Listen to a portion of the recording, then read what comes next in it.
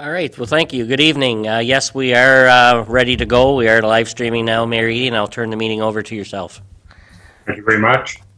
Okay, we'll call the meeting to order. And I'd just like to welcome everyone here tonight. We have some guests with us, so we'll get to them very shortly. I'll ask for the calling of the roll, please. Thank you. Mayor Eady? Present. Reeve Eamon? Councillor Koulis? Present. Councillor Evans? Present.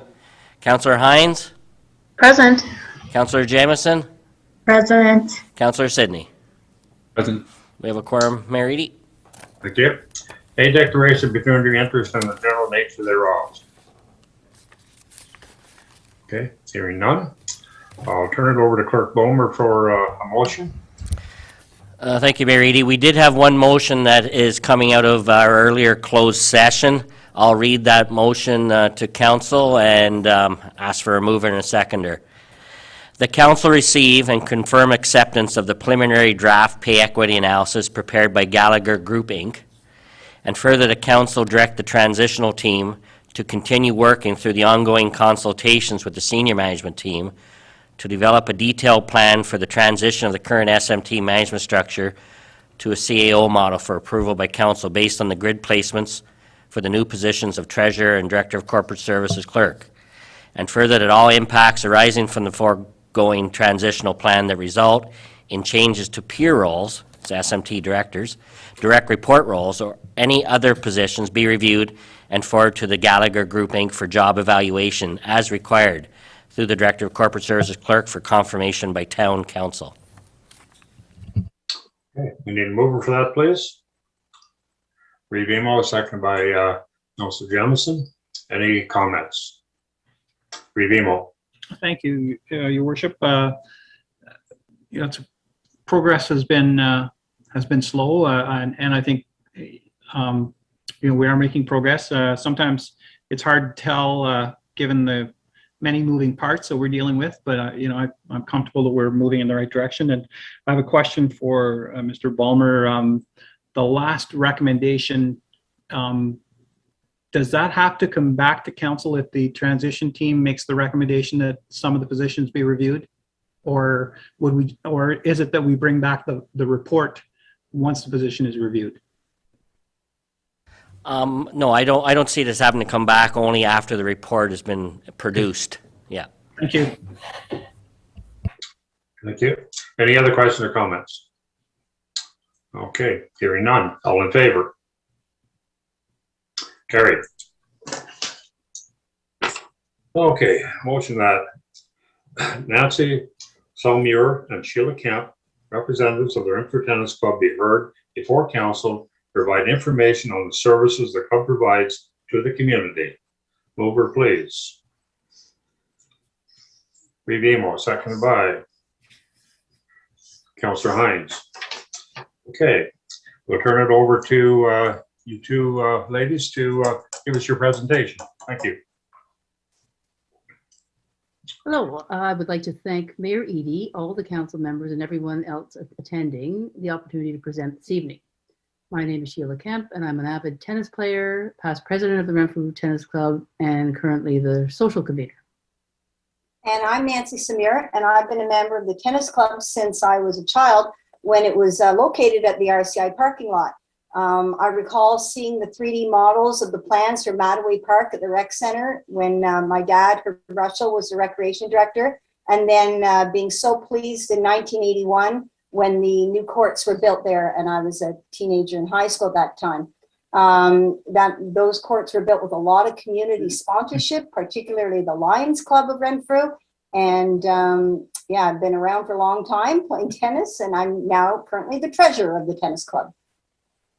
Will you be sharing our slides?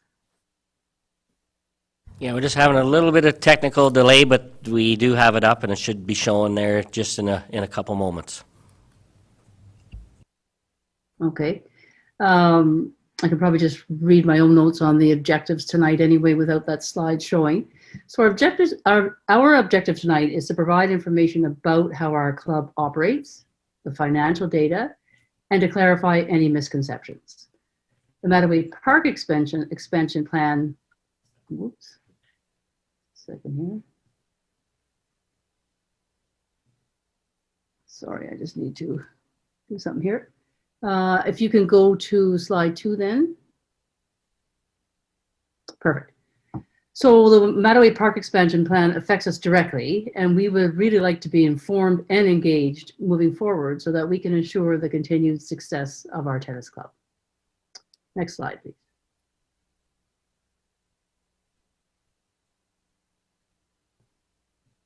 Nancy? Nancy, did we lose Nancy? There we are. Okay, good. Sorry, I forgot to. So the Renfrew Tennis Club is a very community inclusive club. We strive to promote the club and encourage new members to play tennis. As you can see in the middle picture, we have free to learn to play tennis clinics every spring run by one of our tennis pros, Robert Pelche, and many volunteers. We have on the right, you'll see the picture, community night for the town of Renfrew. Sandy Hines and Troy were there to encourage people in 2018 to join the tennis club. We have tournaments throughout the year that anyone is welcome to play in, as shown by our Canada Day tournament. The high schools, both RCI and St. Joseph's, access the tennis club courts to do phys ed classes, and we have members of our club sometimes that actually go and help out the teacher. And you could see our advertisement every year. We advertise on Facebook and in days of old in the newspaper as well to join the tennis club. Next slide, please. One of the things we enjoy doing with the Renfrew Tennis Club is giving back to our community.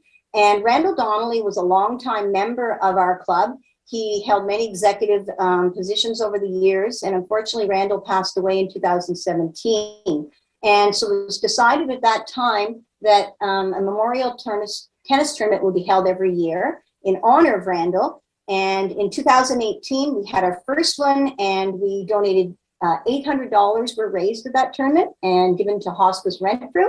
And the following year, 2019, $891 was raised for Hospice Renfrew. So obviously with COVID, we haven't been able to do it since 2019, but we are hoping to put it in the works maybe this year or next, but it will be an annual thing, giving back to our community on behalf of the Donnelly family. Next slide, please. Part of the mandate of recreation in the town of Renfrew, I know, is to provide social activities for the community and opportunities to become physically active and physically fit. And that is actually a mandate of the Renfrew Tennis Club as well. We have so many activities going on for anyone of all ages and all abilities to join. On the left, you'll see pictures of the morning group. They play 4 mornings a week. They are very inclusive, non-competitive, and informal. And at the bottom, you'll see Mark Prinn. Mark Prinn, along with Lila Prince, were the founders of this club. And Mark played well into his 80s. Beside him, you'll see Robert Pelche, as I said, who was a certified tennis professional through the Ontario Tennis Association. And he's willing to give lessons to anybody at any time. The middle picture, the Renfrew Tennis Club has been operating for 100 years last year. It was our anniversary. And so we had a fun tournament last year, socially distanced, you can see. And so that picture in the middle just testifies to our history. Our Cadillac of our club is on the right, and those are our junior intermediate lessons, ages 2 to 17, and they are free for any members for children. They only cost $30 to become a member as a child. And if a child doesn't have a tennis racket, we will provide one for him. Another tennis pro we have in our club is Gary Irving. He supervises and runs these lessons every Tuesday and Thursday. Doesn't matter if it's 30 degrees, Gary is amazing and he's out there. And we have some other members who also go out as volunteers to help them. Just last week, we got a letter from a mother who had a child who went for the first time and tried out tennis this year. And she was blown away at the affordability of it and the ability to even access a tennis racket. She said her husband was out of work. There was nothing that she could afford for her child to do, and she was very thankful. The other thing that really gets people involved in the community, and a lot of people sign up to play tennis in Renfrew because we have a doubles league, which runs 2 nights a week, and we have 40 teams in it, and a singles ladder also, and there are 40 people playing it. And it doesn't matter, whether you're a beginner or advanced, you have a weekly scheduled match against somebody of similar ability. So that attracts a lot of people to the Renfrew Tennis Club, and again, one of the things that we're really proud of. Next slide, please. Every year, the tennis club is a self-sufficient club, standing, not requiring any funds from the town of Renfrew. Our only source of income is our membership fees, which are very, very reasonable. And we use this money very frugally to cover a lot of annual expenditures. We pay hydro 12 months of the year. So even though it's January and February and the lights are never turned on, we still have a hydro bill that we pay. Right off the top, every membership that is paid to us, we have to send a portion of that membership to the Ontario Tennis Association, $10 per adult and $3 per child.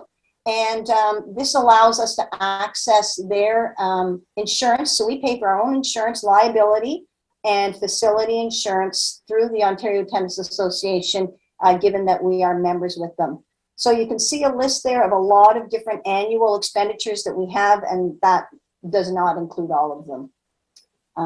Next slide, please. Of course, we have other things to pay for that as they come and as they go, maybe not annually. Storage cupboards, the squeegees that are used in them. We bought our own defibrillator. Last year, somebody climbed the fence and vandalized our defibrillator, spread it out all over the court. We had to buy a new one. We have our own first aid kits, our own benches, our own signage has been put up, particularly during COVID. That's been a significant cost. Nets and posts and repairs. In the clubhouse on the left, we commonly call it the chalet. You'll see pictures of it later, and you also saw it on the first slide. We have the rackets there that we lend out to the junior members, all the balls that we use for lessons for the juniors, our ball machines, our trophies at the back. So all of that's a significant cost to our club. And again, we pay for everything ourselves with our annual membership fees that are given out. Okay, next slide, please. We also have incurred a number of extraordinary financial costs. If you look on the top right, you'll see the empty ground there. And in 2006, the town of Renfrew donated to the club a base shell of the chalet, which we built on the right from a trade show. And the tennis club, we had some very dedicated members who put in complete volunteer work for 2 months to build this chalet, which we're very proud of, as you can tell by the name of it. And we purchased all the building materials that were needed, the lumber, concrete, wire, cement, flooring, shingles, everything. The next picture below it is the storage shed that's on the fourth court. And you can see the defibrillator attached to it, the benches that we purchased. That was built in 2016 to the cost of almost $1,700. Again, built completely with volunteer labor, no cost to the town or the club, just the volunteers, just fabulous members that we have. In 2018, we were really happy to be able to give back to the community again. And we donated $2,000 as our contribution for the public washrooms that are between the tennis courts and the splash pad. In 2018, we were very thankful when we were able to secure funding from the, forget the name of it, the Friends of Recreation. And I'm not quite sure of the name of that, Sandy, I had it written down. But the Renfrew Tennis Club, that organization and the town of Renfrew went thirds on resurfacing the courts just in 2018, so just 3 years ago. And our contribution was a third, almost $9,000. And it didn't have to be paid out though until 2019. The bottom right, another major expenditure for us. We purchased this awning from Stardust Upholstery, so we're supporting local businesses at a significant cost of $3,600. And that picture shows some of our volunteer members securing and putting up the new awning just this spring. Next slide, please. So this is a summary of the financial net income and the membership, and I'll tie the two together in a second. So in 2017, that's probably a more typical year. We had a surplus of around $1,800, and that's kind of surplus that occasionally that we have, very small, is what we're able to put aside for these large expenditures that I just explained to you. Otherwise, we wouldn't have any money when that time came. 2018, our surplus was $784, but that was the year that we donated $2,000 for the washrooms. 2019, we're in the red, almost $6,000, but that's also the year that we paid the $9,000 out for the resurfacing of the courts that were done the year before. So we would not have been in the red. And 2020, of course, is COVID. And so we were in the red that year, but we're in the red almost the same amount of money that we paid out for the awning. If you look on the right, you'll notice that our total membership in 2020 went down. Usually it's in the 200 range, low 200s. It went down to 142 last year. And that drop was primarily in the category of the junior intermediate. You'll notice the junior intermediates form about half of our membership, and last year it dropped to 40. And we know why. It was because we couldn't run any of those free lessons last year. And so we were getting emails from parents saying, are you running them? We said, no, we are unable to do so this year. And so we only had junior intermediate members of 40. This year, we're getting the same requests again. And at the beginning of the spring, we had to say, no, we don't know what's going to happen. We were able and told we were able to start the lessons the second or third week of July. And immediately we saw our numbers start to climb. They haven't climbed back up as high as they were, but some people just said, what's the point? Or they get into other activities for the summer. You'll also see that we have a number of senior citizens involved, and that's always good for recreation. Next slide, please. We want to recognize some of our extraordinary ambassadors that we have had in our club because, again, Lila Prince and Eldon Ferguson, who are no longer with us, unfortunately, have been instrumental in reaching out to people in our community and say, come and play tennis. And that's the kind of membership we have at the Renfrew Tennis Club. Lila was a teacher. She was one of my teachers at St. Thomas for years, and she would tell kids, come and play tennis. She, with Mark Prince, started the morning group, again, getting senior citizens and older people playing tennis and active. Eldon Ferguson was the one who has ran the doubles league for years. And Eldon Ferguson has been recognized by the Ontario Tennis Association, along with a number of our other members, for their exemplary volunteership and hard work, keeping the Renfrew Tennis Club going and bringing people in to play and to socialize. Next slide, please. So here's a snapshot of some of our current volunteers. The volunteers and members come from all socioeconomic backgrounds. Some indoor tennis facilities in the cities can be very expensive to run and cost prohibitive for many. This is not the case in Renfrew, as Nancy has pointed out. We're not a prestigious club by any manner, but this club runs like a well-oiled machine. I've served on many boards, and often the 20-80 rule prevails, whereby 20% of the people do 80% of the work. This is not the case with the Renfrew Tennis Club. Next slide, please. So these next two slides provide more details on the annual workload that Nancy was referring to. So without our volunteers, this operation would be quite costly. Employees would need to be hired by the town for maintenance, for managing leagues, tournaments, club championships, the year-end banquet, and securing and managing a summer student, along with a tennis pro and assistants. Next slide, please. So the singles and doubles leagues mentioned here are not static leagues with a preset schedule. They're a dynamic ladder league, whereby the numbers change weekly. You're number 5, well, I'm not, I wish I was number 5. Okay, I might be 21. So I'm 21, and then I get down to, and then you change. So they're dynamic leagues, winning or losing, and extremely time consuming to manage. When you get a chance, review these slides, but reply to all is just crazy in our tennis league. Next slide, please. So in 2018, our court was resurfaced at a cost of approximately $27,000, which was unfortunately prior to the current expansion plan. So we are very happy with our existing tennis courts. So our number one wish, and we don't know if we're too late and it can't happen, but our number one wish is to just leave the 4 courts where they are and relocate the proposed Indigenous Culture Center. But if you must relocate our courts, then we would like to minimize the loss of court usage by building the new courts prior to demolishing our current courts. This capital expenditure should be the sole responsibility of the town. Thirdly, if the courts are relocated with the addition of 2 more courts, then the Renfrew Tennis Club should not be responsible for any capital costs, but we would be open to perhaps financially supporting the surfacing of 1 or 2 of the new courts. It is clear, as you've seen, that we do have quite a limited budget. Next slide, please. So the Renfrew Tennis Club does an outstanding job of managing all aspects of tennis in Renfrew, and we do use a proper governance structure.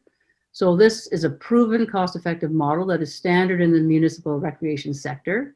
It would be an absolute shame to attempt to manage our courts in any other manner, and it would be very expensive.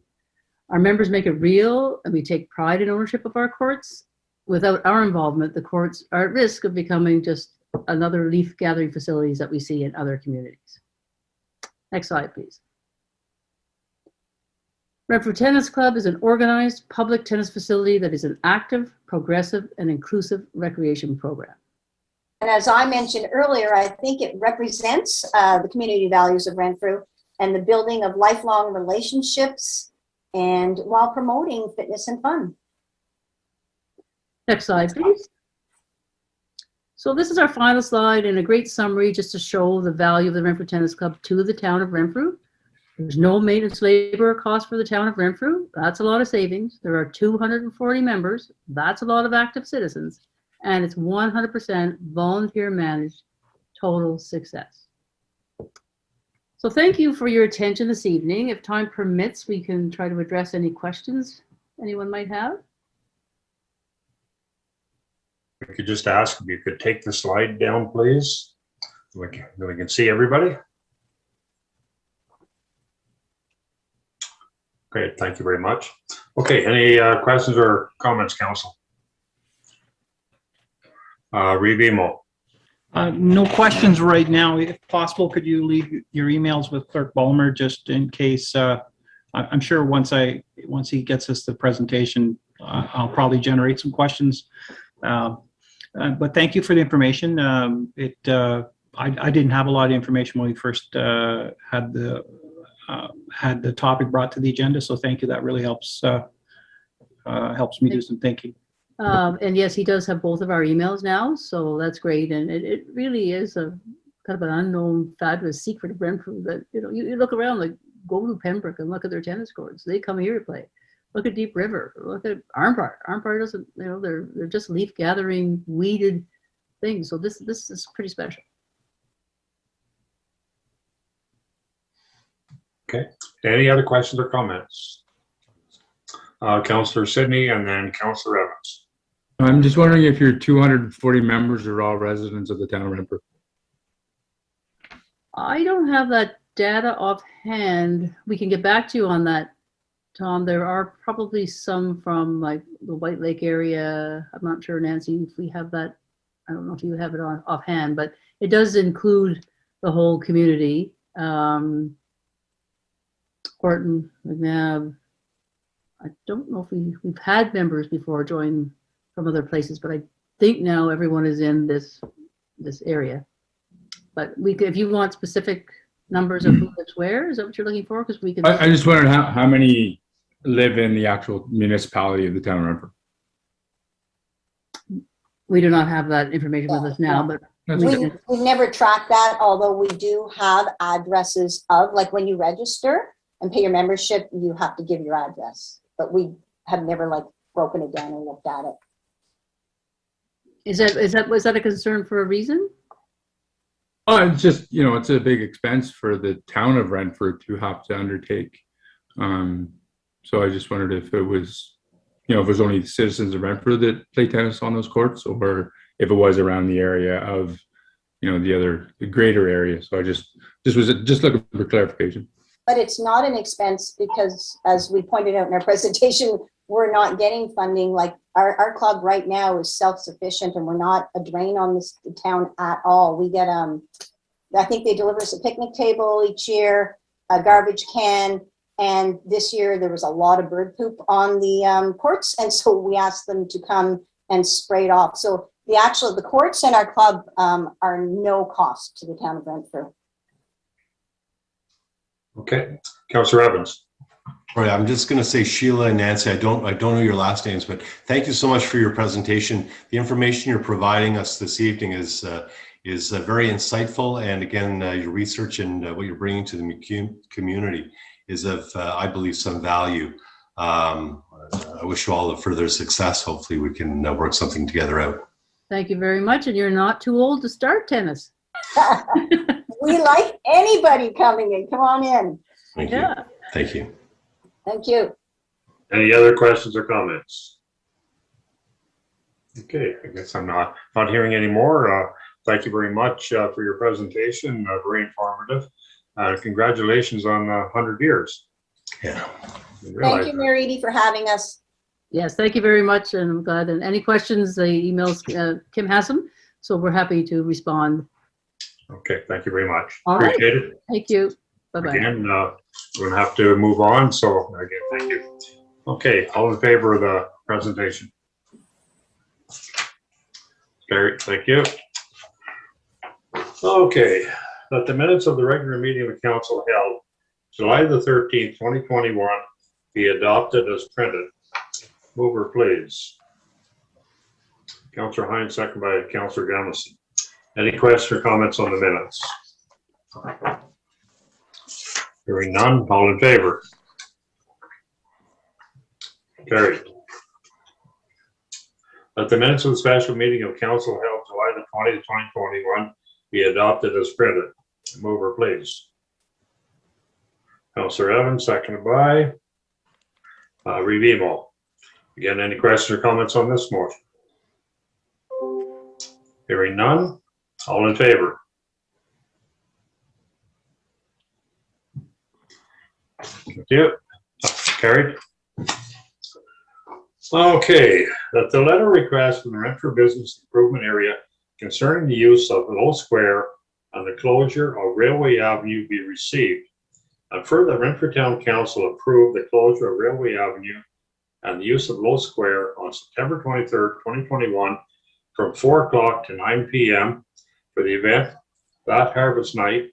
And further, the development of works of Parks and Recreation Departments work with Renfrew Business Improvement Area to accommodate the request. Mover, please.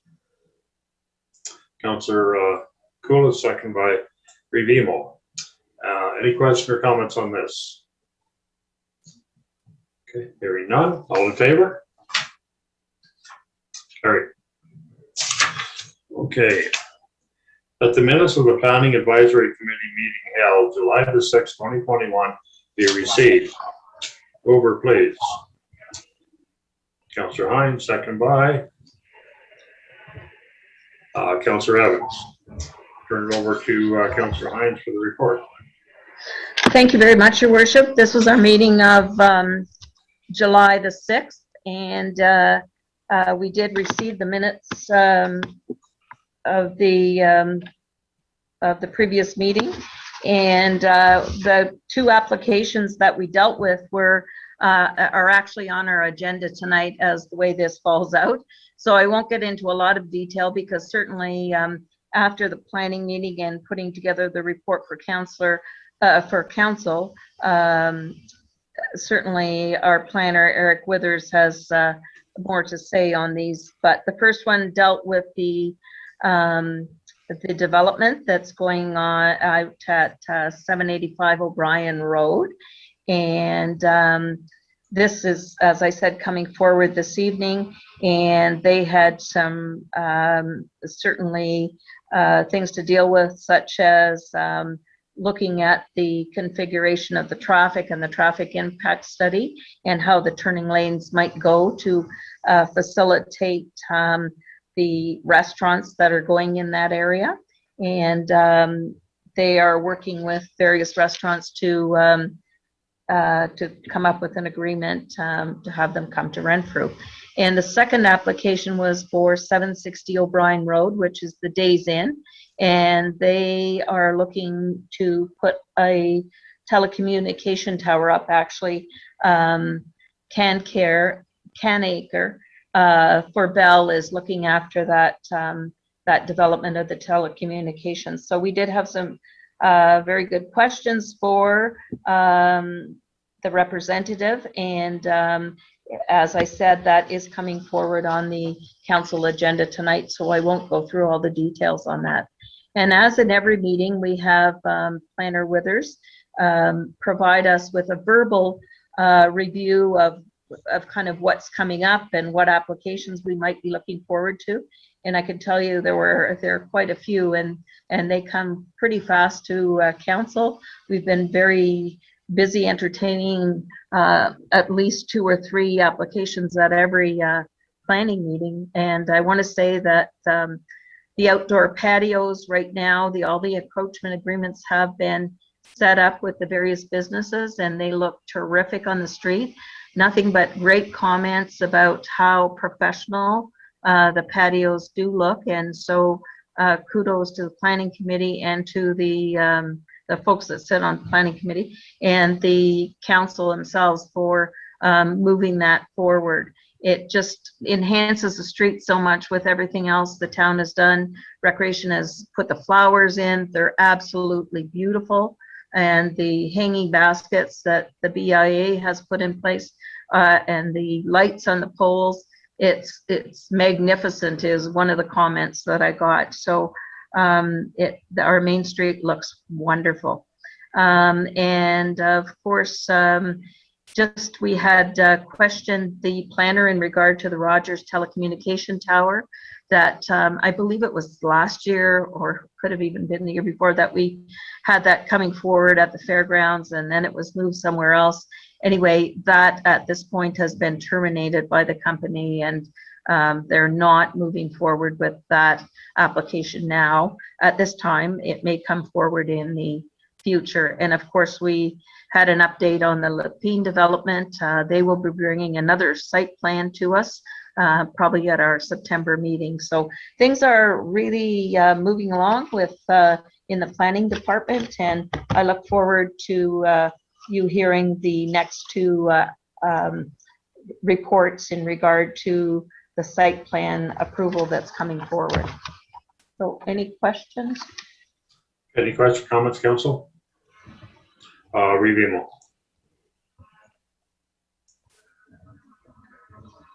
Thank you, Your Worship. Through you to the Chair of Planning. I see another reference to a traffic study. Is this the same unicorn that I've been chasing now for about 18 months, or is this a different unicorn? I never seem to get my hands on these things, and I'm never sure if it's the same one or if it's the third one.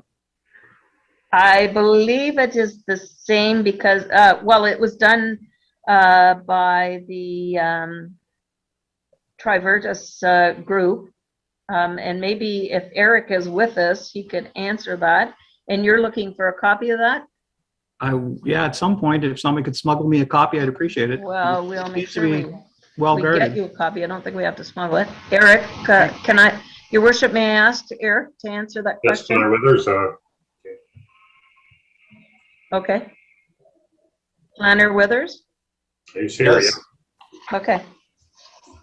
Yes, I'm here, and you should be receiving it momentarily. Whoa. Thank you.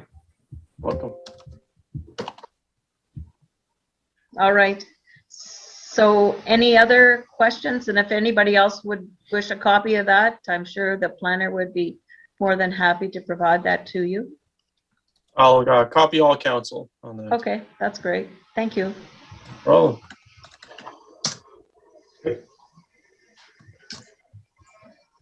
Okay. Any other questions? You have anything to add, Planner Withers? Nothing on that. Okay. Thank you. Okay, all in favor of the report? Thank you. Carried. The Planner Withers report dated August 12, 2021 concerning application for site plan approval 785 O'Brien Road be received. Mover please. Councillor Hines, seconded by Councillor Evans. Turn over to Planner Withers for the report. Thank you, Mayor Eady. So this first application is related to the development of 2 restaurants, drive-through restaurants, actually 3 restaurants. One of the buildings is going to be a split into 2 restaurants as per this site plan. Draw council's attention to Appendix A of the report. It'd be page 24 of your electronic agenda. And that appendix shows the proposed site plan. So O'Brien Road is to the right. The former rail corridor of the Algonquin Trail, of course, is on your left. And then you can see on the site there's 2 buildings with 3 restaurants total. The 2 buildings have a drive-through each, and then you have your parking in the rear. It's, I would say, a pretty standard drive-through development. I wouldn't say that there's anything particularly unique about this proposal, other than perhaps the fact that you do have a patio in the front. There is an easement along the front of the property. You can see the diagonal hatched lines on the front of the property. That's a sanitary sewer easement that'll be extended across the frontage of the property, so the applicant will be responsible for constructing that. There is a deferred benefit charge that is payable by the applicant prior to the issuance of a building permit, and this is just part of the negotiations and the agreement that was reached with the previous owner of the property, who elected not to contribute at the time the town was extending the sanitary sewer in that area. So they're required now to pay that deferred benefit charge as part of the conditions of this site plan approval. It's in the amount of $33,519.19, and they'll additionally be responsible for actually extending the sewer itself and all costs associated with that. Also to the, again on Appendix A, the site plan, you'll note that there is a trail connection to the Algonquin Trail. Again, anticipating that we're likely going to be users of that trail that are going to have some interest in accessing these restaurants, and just part of their journey. So this has been, I guess, ongoing for a while now. We've been working through this application with the applicant, Traverse Developments, and they're a good outfit. They are really detail oriented. I've been working with Mr. Wajaja on this, and he's been very good to work with. So we don't have any concerns outside of the specific requirements of this particular proposal. So including the dedication of the easement, the payment of the deferred benefit charge. This particular development also, in relation to the TIS, the traffic study, the town received a $3 million grant for reconstructing O'Brien Road in this location, and the center turn lane's part of that. The TIS did note that that is something that is required with the existing traffic. So the background condition does warrant this center turn lane. So this is being constructed as part of the Connecting Links program. So it's anticipated to be completed in 2022. So outside of that, I think those are my comments on this application. The draft agreement and bylaw are attached, and if there are any questions, I'll be happy to answer them. Thank you. Okay. Any questions or comments? Director Hassel. Yes, I'll just add that the one of the constraints on the development was the potential for queuing on the site. So you'll see on the site plan in Appendix A that there was quite an effort to reconfigure the site such that they had the maximum queuing lineups for the potential restaurants. So that was a point of a lot of discussion with the applicants, and the applicants were actually very good to work with the town to discuss the connection to the Algonquin Trail and all the queuing issues as well. Working with the town on the transportation constraints with left turns out of the site. There will be, as part of the Connecting Link funding program project, there will be sidewalks constructed along the south side of O'Brien Road from Gillen to Mask, which would then connect this property to pedestrian facilities as well. So I think it worked out to be a pretty good plan overall, and that's just wanted to pass that on. Okay. Any other questions or comments? Councillor Hines. Just a comment, it's great to see that the sum of $33,519.90 will be coming back to the municipality, as that was an expenditure of the town or Development of Works previously to put the sewer, sanitary sewer in there, and hoping that, you know, down the road when that did develop, that we could get that money back. And so here it is. So that was a great decision or a great direction from Development of Works to do that, and good foresight that it would eventually develop. So. Okay. Yeah. Director Hassel. Yeah, I'll just say that was sort of a local improvement that benefited all the property owners, and there is one property to the west of this property that through this deferred benefit charge and the construction, this applicant will actually develop the sanitary sewer across the frontage and terminate at the westerly property line, which will then provide sanitary servicing to the last developable property along that stretch. So yeah, it worked out. You know, all of the parties that were benefiting are paying a portion of that deferred benefit charge. So it worked out very well as far as the servicing strategy. Okay. Any other questions or comments? Okay. Hearing none. All in favor? Carried. Okay. Here. The bylaw 59, 2021. Sorry, I was frozen there for a moment. Sorry.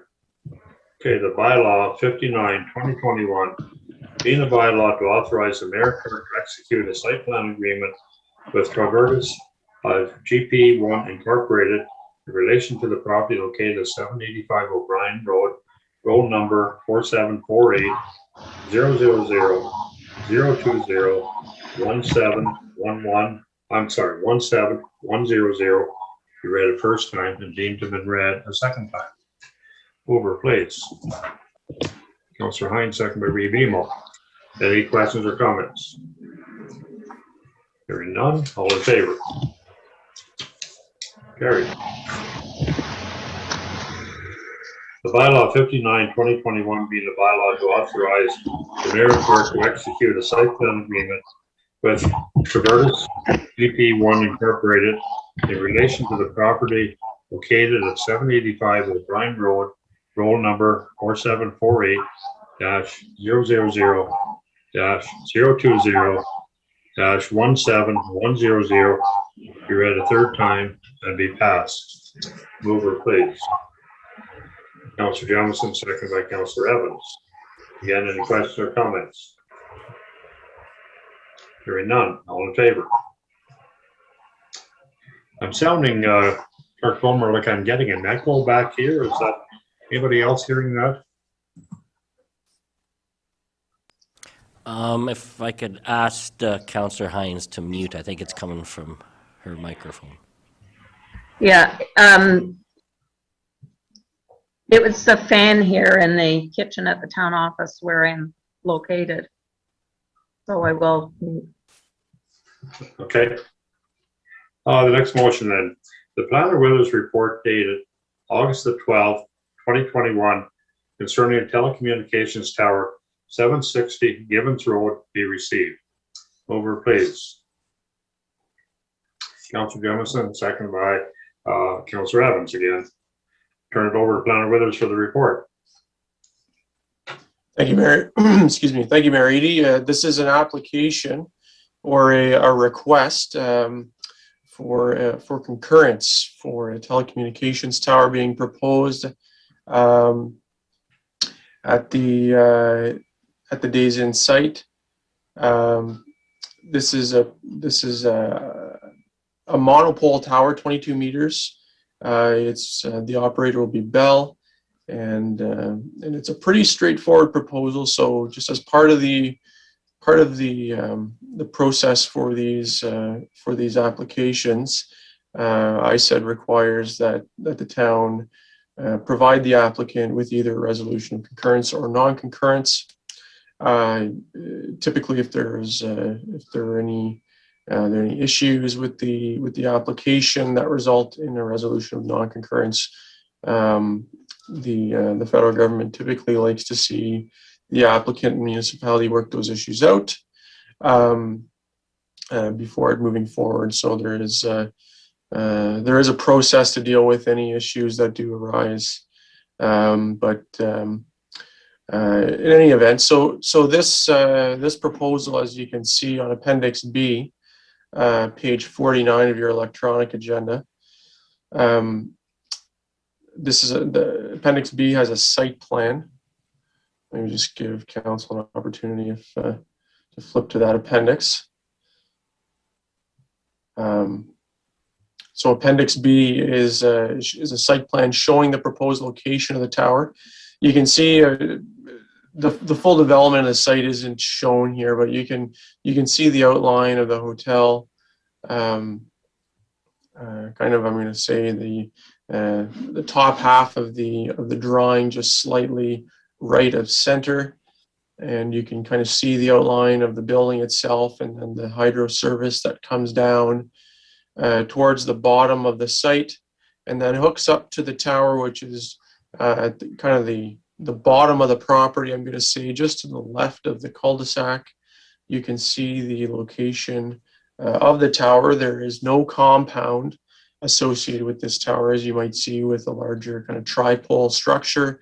This is a self-supporting monopole tower, so it's one of those white deals that you typically will see along highways, and if you're driving on the 417 through Ottawa, you might see them. They're pretty clean-looking structures. They're pretty unobtrusive. They don't. I wouldn't consider them necessarily to be as kind of visually have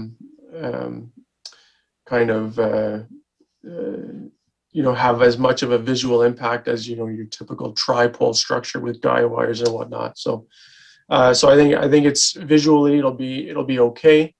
It's in a good location. I think pretty clearly this is not in a residential area. The circulation list for this proposal is pretty short. I think there's probably 4 or 5 property owners in the area, just given the size of the properties and the nature of the nature of the area. So of course it does get circulated in the Mercury as well. So any members of the public that aren't on the circulation list, the minimum kind of buffer area for circulation, they would have an opportunity to comment, and there were no comments submitted by the public or any landowners adjacent in respect to this application. So we're not aware of any concerns. I think I'd submit to council that this is a good location for this particular tower. You see Appendix C, there are the visual simulations. I've taken the liberty of including a little red oval shape around the tower, the simulations. If it wasn't easy to see them on their own, it's a bit of a Where's Waldo, if you will. You can kind of see on the bottom of each of the two simulations is the original, and then on the top is the simulation with the proposed tower overlaid on top of that photograph. So just to give you an idea of what it might look like. The on page 50 of your electronic agenda, that's on the hotel property itself, and then on page 51, it looks like a road intersection that's at the Whitten Road intersection. So Whitten and O'Brien, so you can kind of get a sense it's a bit further away. So again, a pretty unobtrusive visually tower, and I think a good proposal.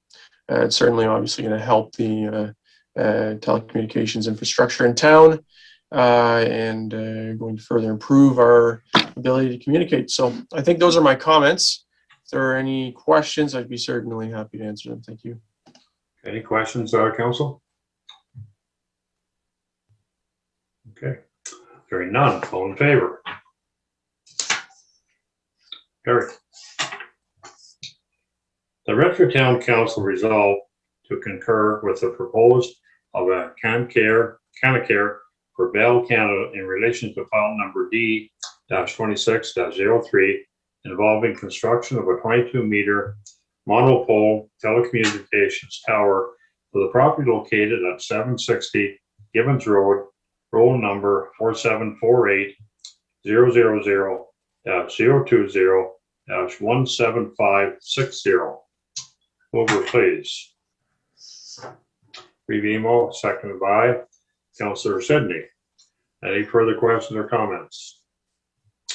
Hearing none, all in favor? Carried. Okay. That the minutes from the Administration, Economic Development and Tourism Committee meeting held July the 8th be received. Mover, please. Councillor Jemison, seconded by Revimo. At that particular meeting in attendance was Revimo was acted as chair. Councillor Jemison entered the meeting at 10 a.m. So you were just in time, so I can let you go ahead and do the report.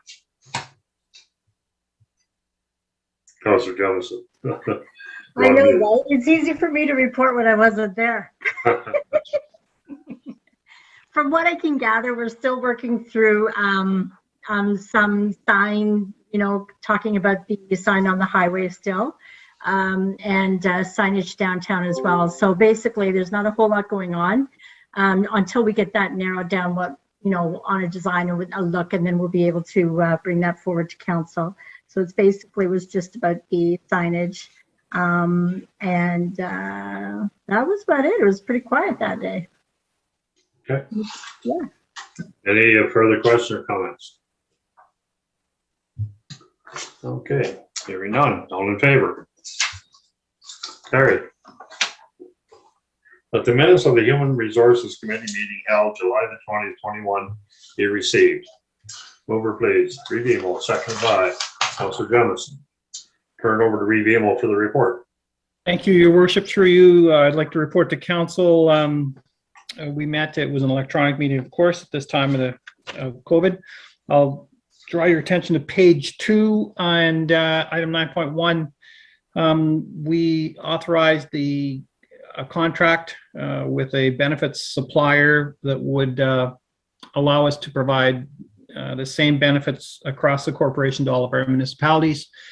We've authorized it for a year, and then at that point, we can take a look at it and also put out an RFP for pricing options. And we'll also at that time check with our friends in the leg and a little wider cast maybe as well to some of the other municipalities to see if there's any kind of a pricing difference.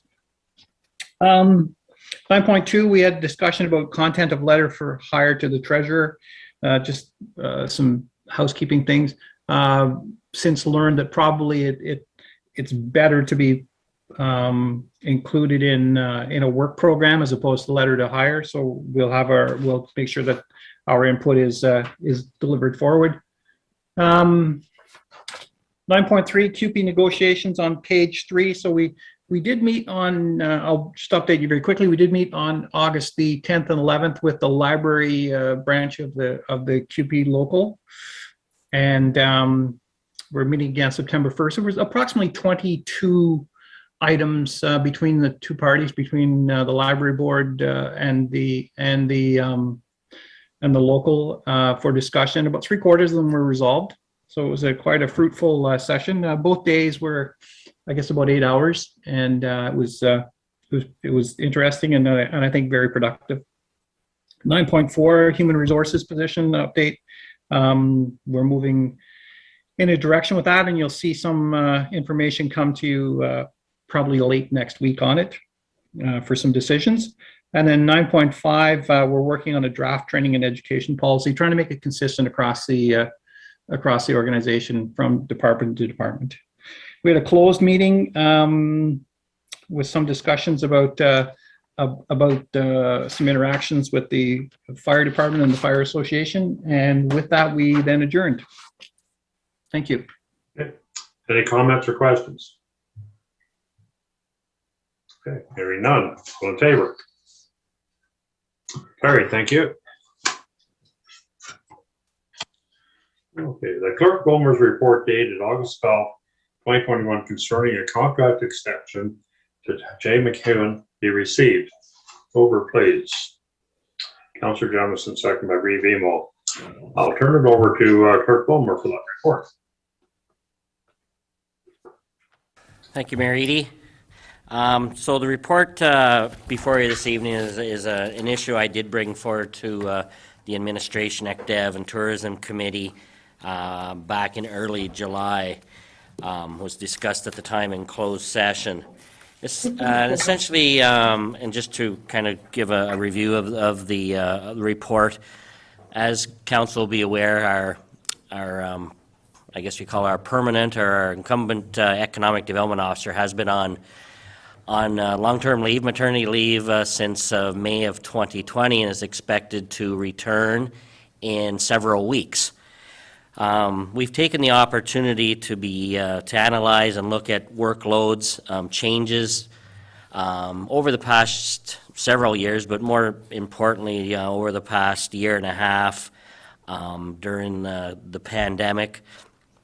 And a lot of what we're seeing is just an overwhelming amount of effort going into communications. We've really expanded our social media presence. We have certainly put a lot of work into our website, and we continue to support and try to lead efforts to keep our digital signage current. And that includes, hopefully in the coming days, signing some contracts for third-party advertising. So all of that effort, combined with some internal, certainly desire to try to focus the economic development back to what its core duties were supposed to be, and to have a person that can handle the communications, handle events, perhaps when they come back online, which we're hoping that will happen in 2022. What I'm proposing is a 6-month extension, a period of extension to at least an opportunity to address needs, to take a more fulsome evaluation of staff requirements in the Treasury and Clerk's office combined. Our temporary ECDEV officer, Ms. McEwen, has done a fabulous job, has advanced many great projects over her past almost year with the town, and certainly I think it's important that we do extend to allow opportunity for a better evaluation. We certainly have lots of warrants as far as the workloads. and looking at the best way to deliver our services, and that time would be very valuable. And certainly have our economic development officer, once returned, play an important part of that review, along with myself. I did mention the digital signage and our hopefully our coming success in getting some third-party contracts. That's certainly going to bring a revenue stream in that we haven't budgeted for and we don't have, that would help fund this extension. We're also quite a bit under budget because of pay scales. We're paying pay scales lower to the temporary. So we do have quite a bit of capacity in the 2021 budget that we can fund. We'll have to relook at 2022 operations, of course, this fall when we get into budget. But we're quite confident that we certainly have the resources for this temporary extension. And again, we'll report back in a more comprehensive manner in the coming months, early 2022, with some recommendations moving forward for council. So if there's any questions I can help answer. Any questions or comments? I have a question, Your Worship. I'm now moved to the council chambers. My system overheated, and so I'm in here. Anyway, just in regard to the report, I just really want to say that certainly Ms. McEwen is a very pleasant person and has done exceptionally well filling in. And I think this is a great opportunity for the clerk's office to have a better evaluation about what's needed there.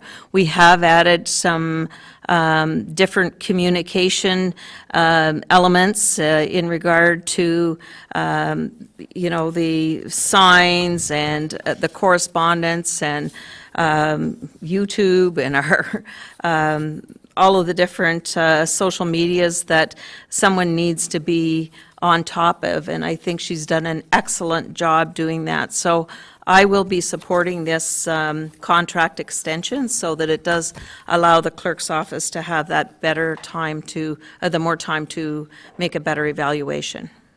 Thank you. Okay, thank you. Any questions or comments? Other questions or comments? Revimo. Yes, thank you, Your Worship. I too will be supporting this. I think she's done an excellent job filling in. She's performed the role of economic development quite ably. And in all of my interactions, she's provided pretty good advice about some of our media purchases. I also think, and I want to remind Council of the initiative in January, February, March, when she helped with the workshop to bring some of our small businesses in and give them the opportunity to learn more about transitioning their business to the internet and a more virtual presence. And that was timely, and she developed that program, sought out how to do it, how to conduct it, who the partners could be, sought out some funding, sold the program, and then offered some evaluation of it to us as well. So I think that was done largely on her own initiative, with, of course, in consultation with the clerk and the committee, but she drove that, and it was very timely because I think people were looking around, and some of our businesses were looking around saying, what can the town do for me right now? I'm really struggling. I need some assistance. So that was a very timely and a quite an insightful exercise for her to help us set up and operate. So I think that alone, showed a lot of initiative and shows what we're looking for. But then I also could add, she's assisted the clerk with some of the land sales that we're trying to establish. And again, that's something that's been on council's agenda now for about 4 or 5 years. And I think she could be a great asset in moving some of those assets and accruing some additional financial reserves for us for reinvestment in the community. So I think it's an excellent idea, and I'm more than happy to support it. Okay. Any other questions or comments? Hearing none. I'm sorry, Mr. Koulos. Thank you, Your Worship. Just forgive me if it was said and I didn't hear it, but how long of an extension are we talking about here? The extension will be for a period of 6 months is what the request is. To offer the opportunity to do a fuller evaluation report back to council with some more, with recommendations if, in whatever our results, what results we find, what recommendations we think, and that'll be in close conjunction with my committee, the Administration ECDEV Committee, and certainly looking to, for their input, looking towards the future, obviously, as well, and looking how we can position. I think we're transitioning in many ways with growth present and growth on the horizon, and we have to start looking at capacity build and supports, and we hope to do that. And I think could be a fuller evaluation than just an individual person. We'd be looking at our operations in the Clerk Treasury area. Yeah, if I could, Your Worship, Yes, I do support this as well, but just for clarification, this 6 months wouldn't begin until our regular EDO is back. Am I correct in that? So that's in September, October? That's correct. That's correct. So the current expiry of Ms. McEwen's 12-month contract basically coincides with the return of our full-time EDO. So that is in early September. So we'd extend from that point forward. Great. Thank you. Councillor Jamieson. Yeah, I'd just like to say that we lucked out when we were able to bring Jenna on, and we would have really had a hard time completing the stuff that she had just taken upon herself to finish through and see it through, because everybody was so busy. Even though COVID was going on, everybody was so busy. So without her, we wouldn't have been able to accomplish as much as we did in that 6 months period, or that contract, whatever it was at the beginning. So I'm in total support of this. Any other questions or comments? Councillor Sidney. I think it's an important idea, and I think it's much needed to do this evaluation because,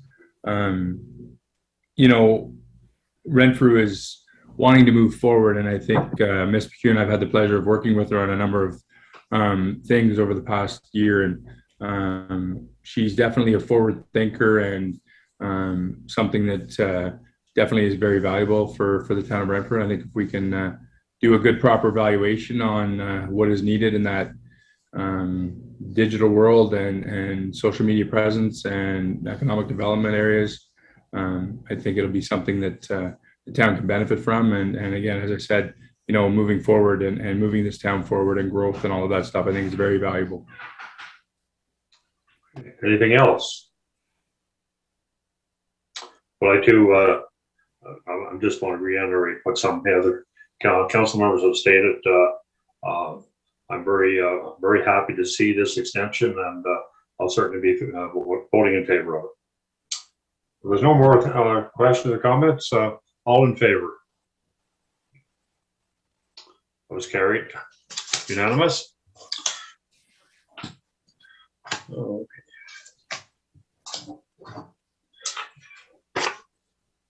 Okay, the Renfrew Town Council authorizes the clerk to execute the unemployment and employment contract with J. McEwen for a period of 6 months to temporarily address the needs for additional administrative support and allow time for a more fulsome evaluation of long-term staff requirements in the Clerk Treasury departmental area. Mover, please. Reeve Emo, second by Councillor Colas. Any questions or comments? All in favor? Carried. Okay. The bylaw 57-2021 being the bylaw to amend bylaw number 29-2016 as amended to establish fees and charges for services, activities, and the use of property provided by the town of Renfrew be read a first time and deemed to have been read a second time. A mover, please. Councillor Sidney, seconded by, sorry, I didn't catch a seconder, Councillor Jamieson. Again, any questions or comments on this? If you do, I guess direct them to Mostly public works here, I see. Yeah, directing the development of works, if you don't mind. So any questions or comments? Okay, hearing none then, all in favor? In favor? Carried. The bylaw 57, 2021, being a bylaw to amend bylaw number 29-2016, be amended to establish fees and charges for services, activities, and the use of property provided for the town of Renfrew be read a third time and be passed. Mover, please. Councillor Sidney, second by Councillor Jemison. Any questions or comments? Hearing none. Okay. The next motion, that the minutes of the Parks and Recreation Facilities Committee meeting held July the 20th, 21 be received. Mover, please. Councillor Sidney, seconded by Councillor Koulis. Okay, turn it over to Councillor Sidney for the report. Okay, yeah, this will be fairly quick. This is from our Tuesday, July 20th meeting. We held it in council chambers. We received a letter of appreciation from the Snowgoers, Whitewater Snowgoers Club for all of our support. Director Hill also received a letter from the Renfrew Victoria Hospital, basically saying thank you very much. With doing the vaccine clinics, utilizing Mattaway Park, everything went well. They were very impressed with the staff. The staff was very good to work with, and I just on top of that, I want to say how proud I am of that staff for what they did during that COVID clinic out at Mattaway. We got an update on the Mattaway expansion. We're still, we actually had a meeting today, so Director Hill will be giving a Mattaway expansion report update at the first meeting of every month. So we're still not a whole lot to report on it at this point. I know Director Hill's been down to Ottawa a number of times, and the team's been up to Renfrew a number of times. They're just finalizing some things and working through a couple bumps that are expected, but hopefully shovels will be in the ground in the very near future. And like I said, Director Hill will be giving a complete update at the first meeting of council in September. And that was what we talked about. There was the two letters and the expansion. So if anybody has any questions. Okay, hearing none. All in favor? Carried. Mayor Eady, if I could can you see Councillor Hines in the chambers here on your gallery view? I can see her, but I can't see you now. That's fine. That's good. That's a good thing. Okay. Next one is the Councillor Hines report dated August 2021 concerning the Renfrew caboose be received. Need a mover, please. Councillor Jemison, seconded by Councillor Evans. Turn it over to Councillor Hines for the report. Thank you very much, Your Worship. I was having the feeling that I might and shouldn't have been here tonight when suddenly my system gets so hot that it just shuts itself off. But Jennifer has saved me, so I will go over this report. It's been distributed in your package, and just for the viewing public, I want to say that I have put two quotes on here, and I'd like to just read those.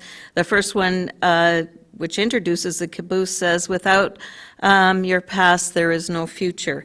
And then to quote Winston Churchill, "A nation that forgets its past has no future."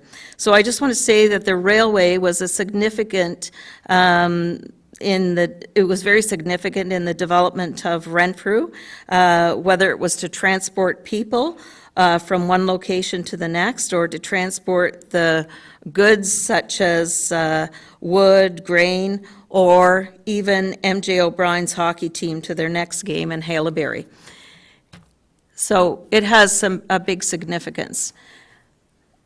As a follow-up to the report by Recreation Director Kevin Hill dated May the 7th, 2021, which is in your package this evening also, this report is intended to provide a detailed information for council to be able to support the refurbishing and restoring of the caboose. I am well aware that council is very cognizant of spending, but hopefully this information and plan of action will ease council's concern and provide a plan of action that sees the caboose restored. The group have been able to secure the assistance of personal funding from some of the group members, citizens, and from local companies and businesses that have come forward to help financially or provide supplies and services. Further, we will look to the town to partner in a small way to this project, and I will detail that later in this report. A group of concerned and interested citizens have come together to look at the possible plan of action to refurbish the caboose as it presently at its present location. Firstly, the group had to establish the type of paint, lead or not, as this was what seemed to be driving the price beyond council's comfort zone, and personally beyond my comfort zone with those large numbers and such a large range. At the time of the report, the town had not had the paint tested to know what level of lead, if any, was in the paint. The group took this task on and paid for that that testing to be done, and engaged the Ottawa Contaminant Solutions. And I just want to make a little correction here. When I was typing this up myself, that's why I don't work for the clerk's department. I don't think I'd have a job. Anyway, instead of putting OCS, I put OSC, but using the abbreviation of Ottawa Contaminant Solutions, it is OCS. So we engaged them to complete the report, specifically the environmental testing of the coating of paints on the exterior and interior of the caboose. The group arranged to have this testing completed to establish the starting point and the plan of action that we might be required to do. OCS attended the site of the caboose on June the 1st and collected and documented samples of paint, and it was sent by OCS to an accredited third-party laboratory for analysis. And part of this report, if you'll look at item 1 in the back of this addendum of this action being done and that report being done. A member of the group, Dave Bennett of Marshall Construction, came forward became the principal of the contract for the group to ensure that we could be covered for insurance. So when someone comes on the site to test for that paint, there has to be some insurance coverage in case they slipped or there was some type of accident. The group continued to keep the clerk's office and the mayor informed throughout the process. After a wait of 4 weeks for the results, the report was received and reviewed by the group, and it was determined that some lead paint, level 3, type 3, was present in some of the underlayers of the original paint. OCS provided very detailed information on the lead paint type 3 and the process required to remove and restore the exterior of the caboose with that type of lead paint. Noteworthy is there was no lead paint existed in the interior of the caboose from the report that we received. The group saw this as a phased approach, and this makes it easier, I think, to sort out what to do and how to do it and how to cover the cost. Phase 1 would be the removal of the lead paint and completed professionally. There is the ability to have volunteers do this, but with the specific training that's required, the equipment and the insurance required, the group felt professionally done would be the best way to go and most cost effective. Phase 2, once the lead paint is professionally removed, the exterior of the caboose would be ready to paint. This can be done by volunteers. Phase 3 we saw as restoring the platform and the deck. There are a couple boards there that need repairing, not the whole thing, and perhaps just a little more secure of a rail going up onto the steps. And that too could be completed by volunteers. So these phase 3, 4, and 5 are really future considerations, but I wanted you to know that the group did have some discussion and some thoughts on how that might be done. So this is very much up in the air, how that can be done, and perhaps you have some really great suggestions for it too. So phase 4 would be the restoration of the inside of the caboose, addressing accessibility, and the volunteers are very interested in doing this. But when I say this, perhaps we aren't even going to be able to use the inside of the caboose. And in speaking with Clerk Bulmer, when it comes to accessibility, it depends what kind of service you're providing. And I'll get into that a little further. Phase 5 would just be the ongoing care of the caboose and the structures in the park. So to detail for you each phase, and phase 1 and 2 are the most important. Phase 1, professionally removal of the lead paint in preparation for painting the exterior of the caboose.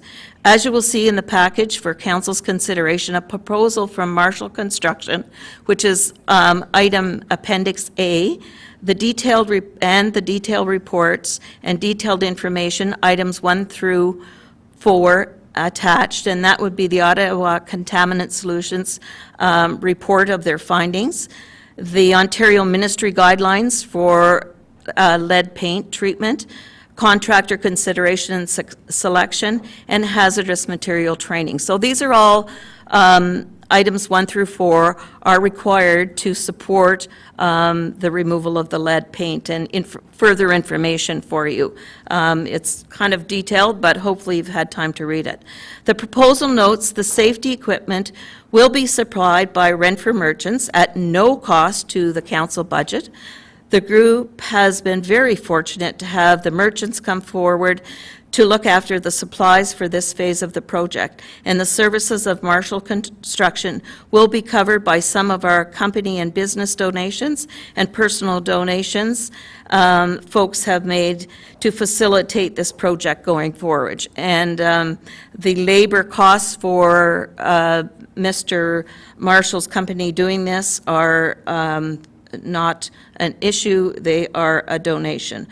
For this phase, proof of payment will be supplied to the town of Renfrew Treasury Department bi-weekly, along with inspection reports to the satisfaction of the site supervisor and the Ottawa Contaminant Solutions. So if you've read through this, you will see where we have looked at engaging the Ottawa Contaminant Solutions to oversee this project. They've done this in many locations and have the expertise and know exactly what needs to be done, and to be able to provide us with inspection reports that are to the satisfaction of the legislation that's in place.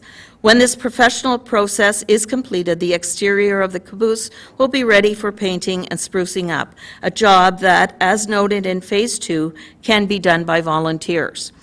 Phase 2, once the lead paint is professionally removed, the exterior of the caboose will be ready for painting. This can be done by volunteers. The town would be provided with a list of volunteers who wish to assist with this phase, and like other town events such as Canada Day or Bluegrass volunteers, a town waiver would be signed by each volunteer as to the understanding of their volunteer efforts for the town of Renfrew. In this phase, we would look to the town to cover the cost of paint and paint supplies as quoted in the package as Appendix B, and it's the very last page of my report, which totaled $3,020.67. So within the last week or so, we have been able to secure some more funds and may be able to cover that totally. As the group will continue to work on raising funds to cover this cost. With donations and efforts that have come forward, people have come with everything from bake sales to Art Jameson doing a fundraising event. They're very passionate about making this go forward and not having the town of Renfrew taxpayers have to fork out the money for this. The group would be painting and restoring the railway wag with a fresh coat of paint also. And then, as I said, phase 3 would be the deck restoration, and I've detailed that out. Phase 4 would be looking at the accessibility. But both of those phases need a lot of work yet, and I will say that the group would look at cleaning it, painting it, fixing up if that's what we're going to do. But at the same time, working on the issue of accessibility, and some research has been done with this with other groups that have a very similar cabooses and have provided accessibility. And there's so many ways that you can be able to educate people in regard to the rail or the inside of the caboose with a virtual tour with cameras on the outside, similar to that they do in the tunnel, the rail tunnel in Brockville, if you've been there, and in Smith Falls. And phase 5 would just be the ongoing care of the caboose. So phase 3, 4, and 5 are things that would come forward in the future. And this group is very interested in working with the Recreation Department to facilitate looking after this facility. And although the group have received many emails and citizens are passionate about Save the Caboose, the group did ask, and I specifically asked, that folks respected council and allow this report of plan of action to come forward for council's consideration as an addendum to the report that came that, certainly shocked everyone in regard to the price. This is a way we can do it within an affordable plan of action, and which may suit council and the ratepayers at no or little cost. Daily, the original group of interested folks to look after restoring the caboose continues to grow. We are so very fortunate in the many diverse and highly skilled citizens who have come forward to offer their assistance. Everyone from a former CP Rail executive who has recently retired from Calgary to Renfrew, to roofers, paint experts, merchants, businesses, and companies, and interested citizens who value and the importance to maintain the caboose as an asset to the town of Renfrew in good repair where it is today. Certainly with council's support to look after this municipal asset, the caboose, the group will continue to work through each phase, and at present, phase 1 and 2, as noted above, and keep council informed of the progress of this active, interested, caring group of citizens who have the drive and energy for this project. So humbly, I respect and respectfully, as a member of council and on behalf of this group of interested volunteers, I would ask council to support to refurbish the caboose at its present location with the municipal budget within $5,000 and not the $15,000 that was put into the budget, to complete the above phases 1, 2, and look at 3. And the further request would come forward in the future. Let's see how this part goes, and if we still have that very interested group of volunteers, then we would look at doing other assistance to the Recreation Department. So thank you for your consideration and your anticipated support on this. So I just want to walk you through a few of the appendixes, and Appendix A, as I said, is the proposal to remove the lead paint from the caboose, the proposal from Marshall Construction. The second item is the test results that came back, or the report that came back, and that walks you through several pages of it, right down to the laboratory reports. And then you'll see the Ontario Ministry of Labour and Training Skills Development, the type of equipment required and what has to be required when you're working with lead. the contractor selection, and that's where we went to with having Ottawa Contaminant Solutions look after this project, the removal of the hazardous material, hazardous training for this removal of this type of material, and the page dated July the 20th, 2021 shows the contract that we would like to engage with Ottawa Contaminant Solutions with being paid for by the group, and that is to oversee the project and look after the removal of the material, etc. And on the very last page is the estimates for the quotes for the paint. It is a polyurethane type of paint, which is put on cement trucks, transports, that type of thing. And it's got a life of 15 to 20 years.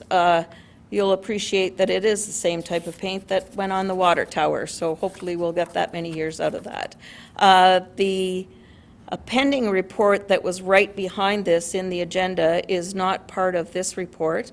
I was a little taken back when I saw that. I wasn't quite sure where that came from, but as I see, the Recreation Department did spend municipal money to have the same paint testing done that we did on, that our paint testing took place on June the 1st, and Mr. Hill attended the caboose with the testers on June the 8th, and I was just a little disappointed that unfortunately we did not have communication between Mr. Hill and myself, or Director Hill and myself, to, I would have very happily shared this report when we got it, but nevertheless, I'm not sure where the authorization came to get that done, and I would have liked to know on that, but such as it is, this is what I'm presenting to you.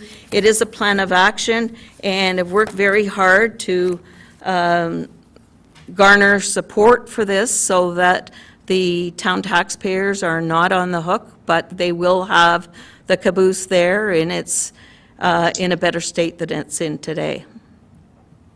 I would answer any questions, Your Worship, if that's your pleasure. Comments? Right, any questions or comments, Council? What did he say? Councillor Evans. You're on mute, Councillor Evans.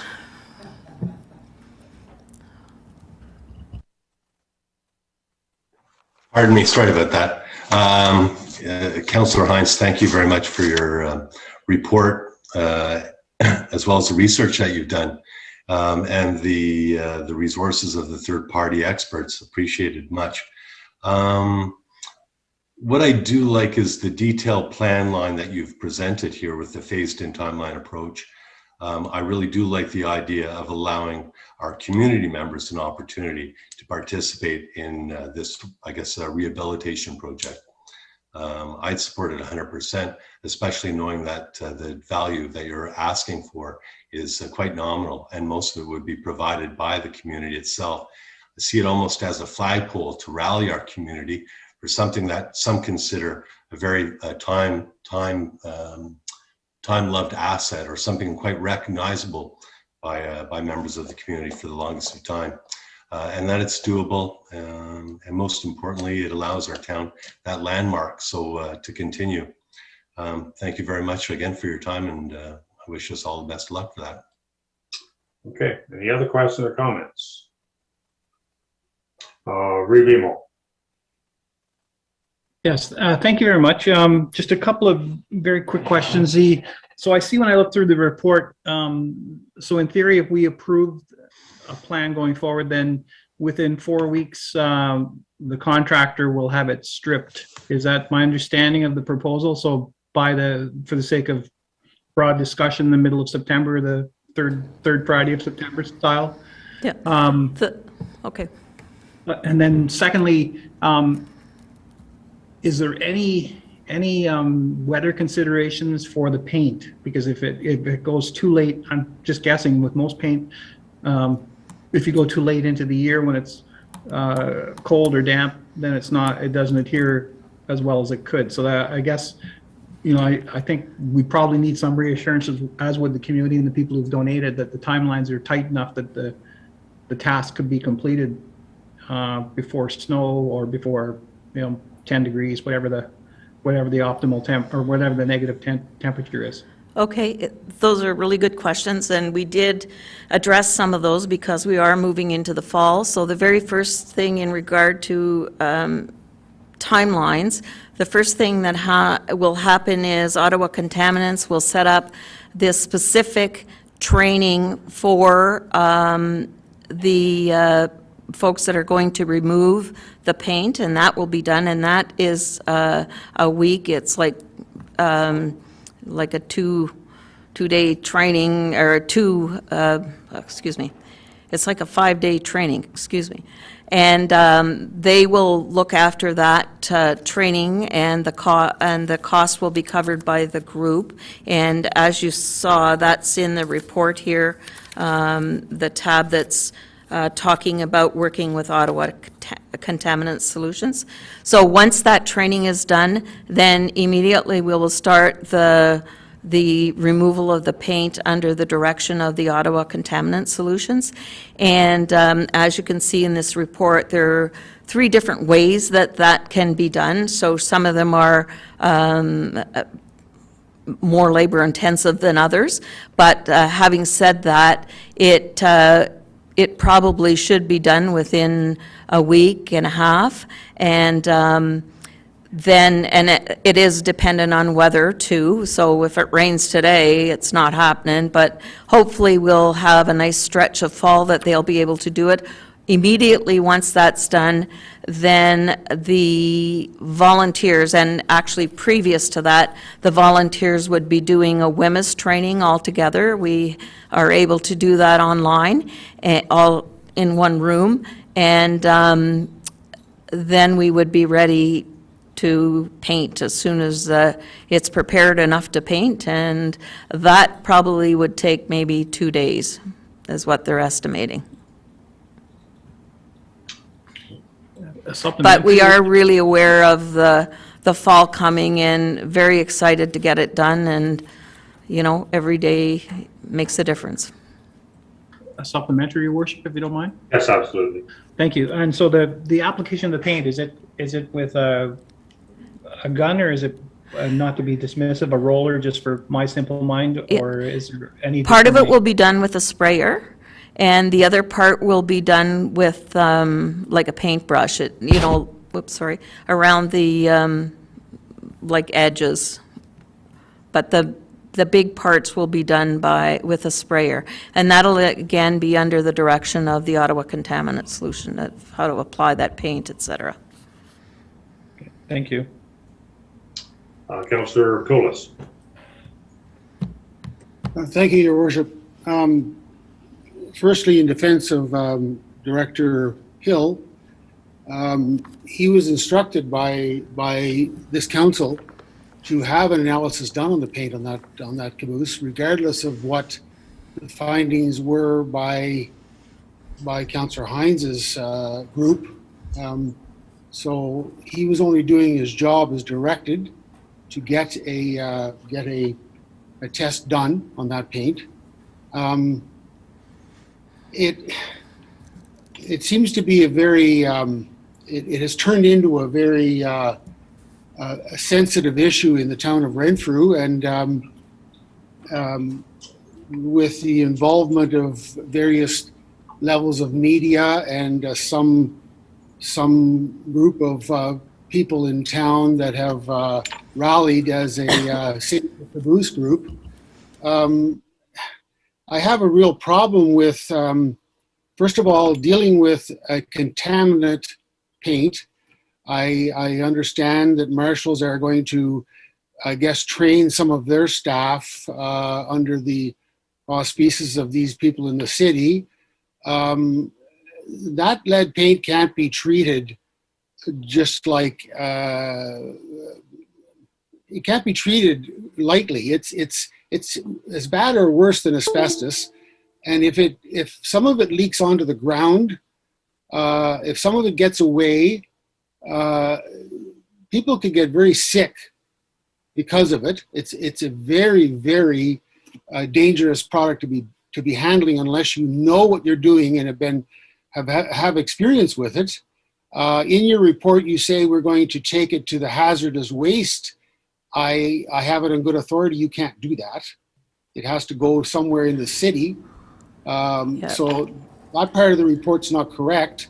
And If I could just answer a couple of those before I forget what you're saying, just to be able to address those, if you don't mind, and then you could continue. Sure. Okay, so firstly, I did contact the mayor and the Reeve and asked, where did that report come from? And really, it's neither here nor there. I'm quite happy that it's done and that it basically shows the same thing as what the original report had been done. But neither one of those gentlemen really had any recollection that that was being done. So anyway, I'm fine with that. I just want to get on a different track with the recreation director and have some interaction back and forth about this facility that he looks after, but where there's a group of people willing to help look after it. So I'm fine with that. He did what he's supposed to in his job. If he was asked to do that, then I know Kevin well enough that he went and sought that out. It just would have been nice to know that personally, or to have been told that, or told that that report was back until I saw it on the agenda, unless all of you have seen it before. But to me, it's neither here nor there, because it really explains the very same thing that's in the report that's in here. As for the lead paint, you're very, very right about how dangerous it is, and that's why I included all this information and the training that needs to be done, and that's why we look to Ottawa Contaminant Solution to oversee this project. They've done this before. Probably nobody in Renfrew has done this before. I don't know. Maybe they have. But they're very aware, and there are very strict guidelines about how to manage taking that off, where it lands, like on a tarp, how it's collected, and how it's disposed of. So for your question, your third statement in regard to disposing of it in the landfill site, further to that, I am now aware that we don't have that level of taking that type of lead paint at our hazardous waste. But when I wrote this, that's what we were hoping to do. But through Ottawa Contaminants, they will be looking to where they can dispose of it. There are sites, hazardous waste sites, that have that designation. And the type of lead paint will have to be tested and then disposed of in those landfill sites that have the certificate that can allow that lead paint to be taken. So you're very right when you read that's not what's going to happen now, to be going to the Renfrew landfill site. Correct. Okay. But I appreciate you pointing that out, because if we didn't catch that the other day, or we would have had to look into that for you. Sorry about that, to interrupt you, but I didn't want to forget your questions. Well, you threw me off a little bit, so I have to. Not good. Yeah. Sorry. Anyway, just to further that discussion, I mean, we have to realize that it is a caboose. It is. And it's sitting on the only rails that are in the town of Renfrew. Town of Renfrew has no trains go through it. The town of Renfrew had two railways, CN and CP, that went through the town of Renfrew, not the K&P. Every town in the Ottawa Valley had two railroads running through it. It didn't make Renfrew any more a railroad town than Eganville. Smith Falls is a railroad town, always has been. People worked in this town for CN and CP and reported to work in Smith Falls. So Smith Falls is a railroad town. We are not a railroad town. So if we were going to be a railroad town, we would have saved those two beautiful railway stations we had in this town. But instead, they got tore down in a quick hurry when both railroads pulled, and we got garden homes in one location and empty real estate in another. But for us to be glamorizing a caboose that we cannot access the inside of, and you cannot make it accessible, the back door will never be wide enough for a wheelchair. So it really seems to be redundant to be spending money or time or effort or hugs and kisses on it when it's really used up its time. I don't understand the passion here for a caboose that's old and rusty, but I will give you this. In the future, it's going to require just as much maintenance every 5 years. It's going to require another group of people to get together and refurbish it and give it some lipstick and make it look pretty for another 5 or 10 years, maybe. You might get 8 to 10 years out of it, but it's still going to be a bill of expense for the municipality and the taxpayer in the end, because that's where the money comes from. Mm-hmm. So I have a hard time supporting spending money on it. I really do. I'm sorry, but that's the way I feel. Okay, that's fine, and it's a great opinion. I have to say, in regard to the rail stations, that was a council decision or a municipal decision, and as you look at that and think about those places, maybe that was the wrong decision at that time. But it's gone and it's done with, and so we're moving on to this. This is what I see as an icon for Renfrew, and some people embrace that it had some significance here, and that, it's, when you say to have to continue to repair it into the future, I really hope we're not going to be painting the water tower in 5 years.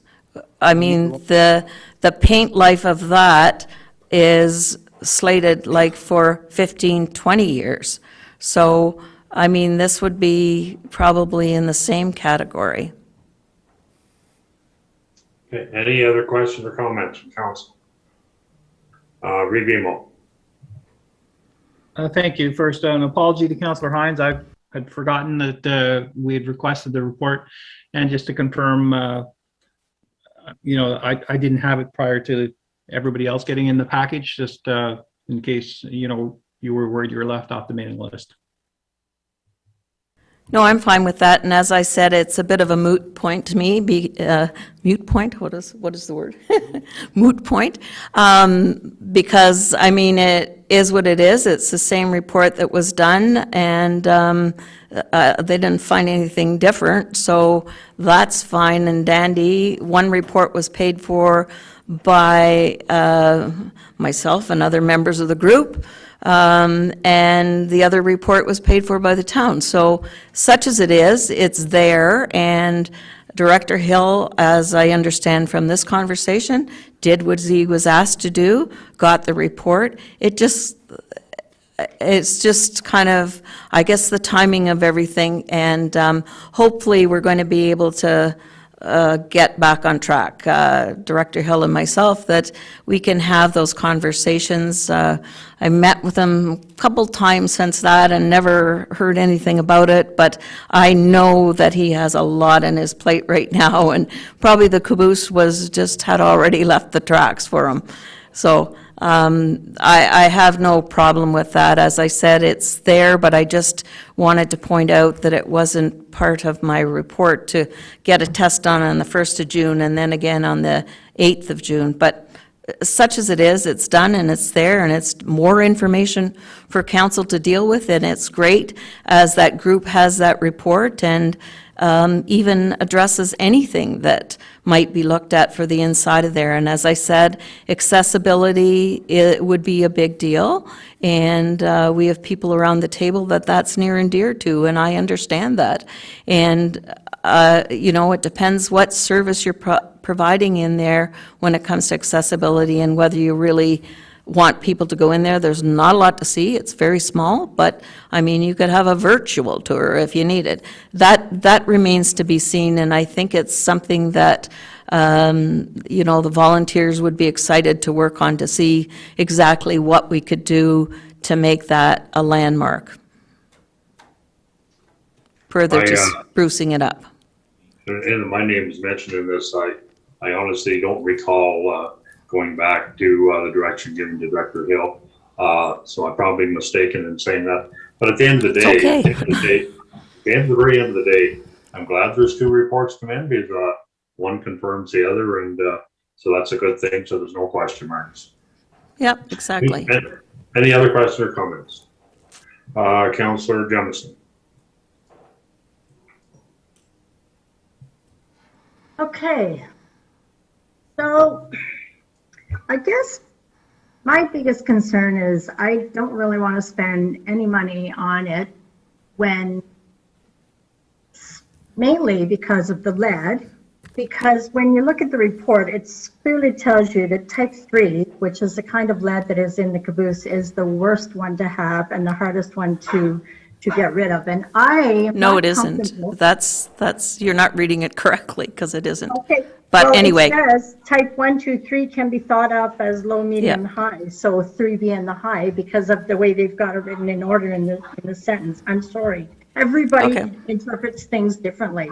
True. So my point is I am not comfortable with asking anybody, volunteers, or even like having somebody come and deal with that lead paint.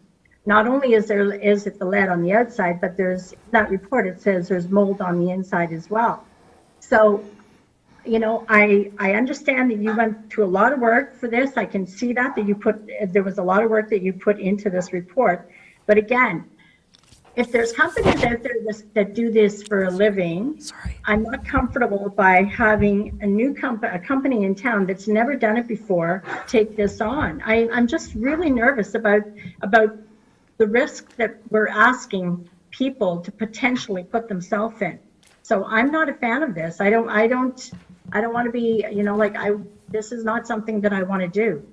And it's because of the lead. I mean, if that lead's not dealt with properly, I'm concerned that the surrounding grounds and anything else is going to be contaminated. And I'm not comfortable with this at all. So I wish, and back to, like you were saying, the council of the day made a decision to tear down the train stations. Those were the beautiful things that we could have done something with. And there was a time when we were able to use the caboose, when we had when the tourist booth was out there, the old one, and the caboose was there, and people were able to go in. But now that we have our new accessibility law, that's not something that's we're able to do. And I get it that a lot of people are, you know, want to see that refurbished, but a lot of people don't want to see it refurbished because, again, it's going to be something that has to be done like phase 1, phase 2, phase 3 will be done, and then phase 4. And how often do you have to do over phase 4? Like, I just think, you know, there is a whole lot of potential of added costs that we don't know what those are yet. Even when you talk about taking away the hazardous waste, for us to take it to a specialty dump where they take care of hazardous waste, there's going to be a cost to that. So I can't support I can this. appreciate your discomfort with this, and it is a scary thing, lead. But when we have companies who deal with many different hazardous things and have come forward and worked very hard to make sure that the taxpayers of Renfrew were not being dinged for this, because that was the big concern that just rocked everybody off their chair in the first place when we didn't even have a lead sample. And as far as the mold inside, that's come from the hole that came in the roof, and that can be patched. We have a roofer, a local roofer, and I hope that people would appreciate that he's willing to do that. And when it comes to accessibility, and when you talk about phase 1, 2, 3, 4, and you have to redo this and whatever, you wouldn't be redoing phase 4. That's to look at the accessibility. And if there's no accessibility, and as the clerk pointed out to me, when it comes to accessibility, it depends what service you're providing as a municipality that people need to get in there and experience or do. And if you have another way of doing that, then that's what we'd like to look at. And maybe it's just the doors are shut and we have some kind of a virtual tour. That's what this group have wrestled with, but we would see what is possible and what may be able to be done. But right now, the number one thing is to get the lead paint off. It's been painted a couple of times before, first by the fire department and then secondly by Richard McManus. And at that time, the same rules were not in place about lead. Maybe they didn't know as much about it as they do now. But anyway, some of the lead paint was probably scraped off at that time. But this will clean up the whole thing, not just one little patch at one side or where the rust is. But anyway, I appreciate your comments and your concerns, and that's what this council is about, is to receive information, and if there's more information to bring forward, then I saw that as my role, because we are, stewards of the municipality and of facilities in the municipality, and I see the caboose as a heritage piece of Renfrew. So, and people see it differently. I recognize that, Arlene, for sure. Any other questions or comments?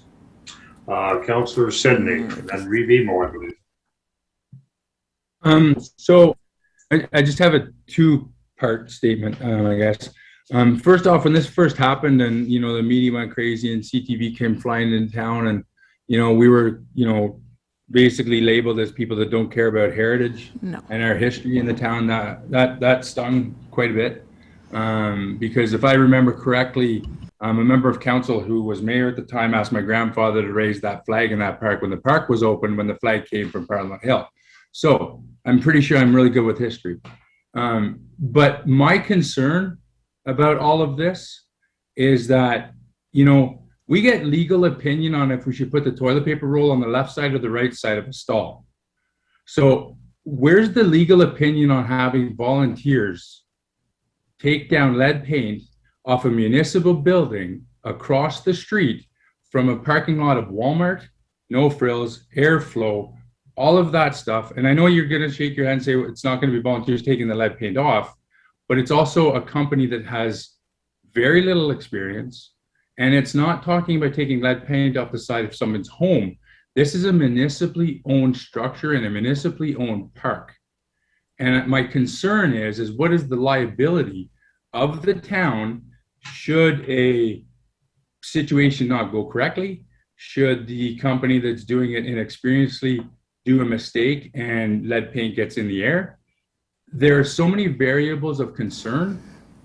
It's not about, to me, it's not necessarily about the historical factor. It's about using this kind of patch job placement to get this thing done to appease a group of people, when we're not looking at the bigger picture of where's the legality side of this, where's the liability side of this, where's the health impacts of potentially the danger potential. Like, there's a bigger picture to this than just being, yes, this is a significant part of the community. Yes, it's a historical factor. Maybe true, maybe not. Like, it depends on people's perceptions. I could think that, something is super, super importantly historical value to the town of Renfrew, and somebody else could say, take a wrecking ball to it. That's perception. What we're coming down to is actually, what is the municipality's responsibility to protect not only the people working on it, but to protect the people that are volunteering on it. And I don't know if a liability waiver is going to be legally standing enough when it comes to lead paint, when you have the Ministry of Environment that's involved, all that stuff. My biggest concern is, what is the liability impact and the legalities of it should something go wrong, because we're not having an actually certified doing the whole blocking off the oxygen and everything they have to do and all that Oh, no. ozone stuff? Sorry, it's going to be overseen by Ottawa Contaminant Solutions, and that is the reason that they are hired. They do this all the time in the city, and they will be reporting and making sure that it's done properly. We did cover that base, and I don't really think that I could appease the concerns. Every concern I feel that we tried to address and appease just brings on something else, like now we need a legal opinion. At some point, we have to make some decisions here and feel comfortable about what we're doing. But again, I appreciate your feel comfortable comments. about what I we're doing. appreciate your comments on that. And certainly, when your grandfather was there to raise the flag, I was there too, and that was a very, very special moment. And that caboose, back in the day, took a bit for Howie to get it there, and it is part of that park. And if we can refurbish it and maintain it there, then it's part of that park for sure. And it actually blends in very nice with the building that is there. When I was out at the park on Sunday, there were some people there with a trailer, and they were using the dumping station, and their little kids ran over and a caboose, and they were running on the little platform, and the dad said, "Wow, that's pretty neat. You have a station to go with the caboose." And I said, "A station?" I thought he was talking about the gazebo. He was talking about our new building that, you know, when you look at it, yeah, the way the windows are, it does look like a station. Anyway, that was his perception of it. So, I mean, they were quite excited to see a caboose. But that's, what did Mike Kula say? That's the hugs and kisses of it. But I'm not into the hugs and kisses of it. I'm into the providing a plan that is, hopefully, we've covered all the bases. And if we haven't, then we need to look for more information, but I think that we need to get on with it one way or the other. I read that, although Councillor Sidney missed that in the report about the question about the caboose on the recreation minutes, but you know, I mean, you need to get on with it. Do you have further comments, Councillor Sidney? No. Rebimo. Thank you very much, Your Worship. And again, an interesting conversation. And I think, you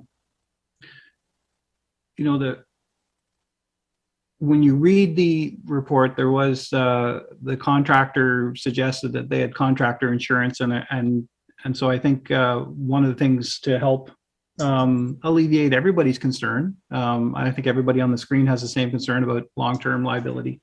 An insurance certificate or some kind of just an acknowledgement of, you know, their insurance company understands they're going to be using volunteers for some parts of the process, and then also the Ottawa-based company as well. I think those are two primary points prior to moving forward. I think, you know, we have to recognize that there has been a group of people, I'm not sure how large, have come together to put together an idea and put together some fundraising on this. So that to me weighs into this fairly heavily in terms of any decisions I'm going to make going forward.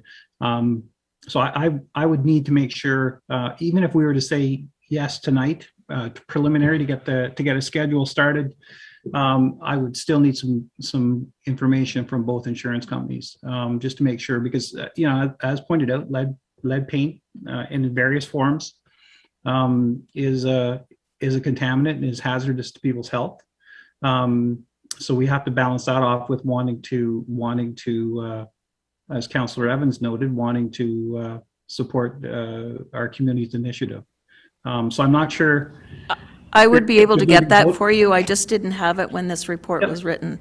So I'm not sure if there's in terms of timeline, if there's a vote required tonight, or whether this is information and then there's something coming back. I need a little clarity on it.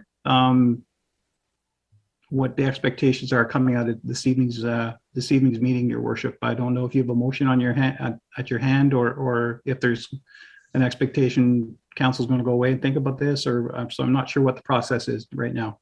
The only motion I have, couple down, is that Renfrew Town Council provide direction to staff on how to proceed with refurbishing, relocation, or removal of the caboose.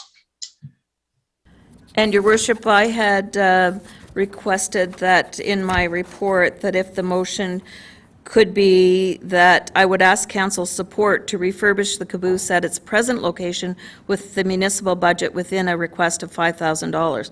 And if you can't see fit to put the $5,000 in there, then so be it. But I think we've wrestled with this enough. We have many other things on our plate that are much more expensive. And I really, in the essence of time, I think it's time to get on with it one way or the other. I am quite prepared to get you the insurance certificates. As I said, I didn't have that at the time this was written. I needed it to the clerk's office by Thursday, and I did hand it in to them on Wednesday, so they have time to copy all of this for everybody. And you know, maybe the next step is just to give you the schedule of the training, of the painting, but I think that it's time that we make a decision one way or the other. And if you need Ottawa Contaminants to come and reassure you, but I don't know that we do that with everything we get into. We don't, you know, have the consulting firms. I think they're reports that come to the council table, or that are going to come to the Treasury Department, are going to look after that, because it'll have to be done to ministry standards. So it's not just some rinky-dink company that's coming up here to oversee us painting a caboose. I don't know. It's time to move this forward. Actually, I'm tired of being jabbed in the side about it, I guess. But anyway, I just really like it to move on. I have spent a lot of time with the help of the group coming together to bring funds so that it wouldn't knock you off your chair, as the other report did. We've spent time getting the test to know what we were talking about.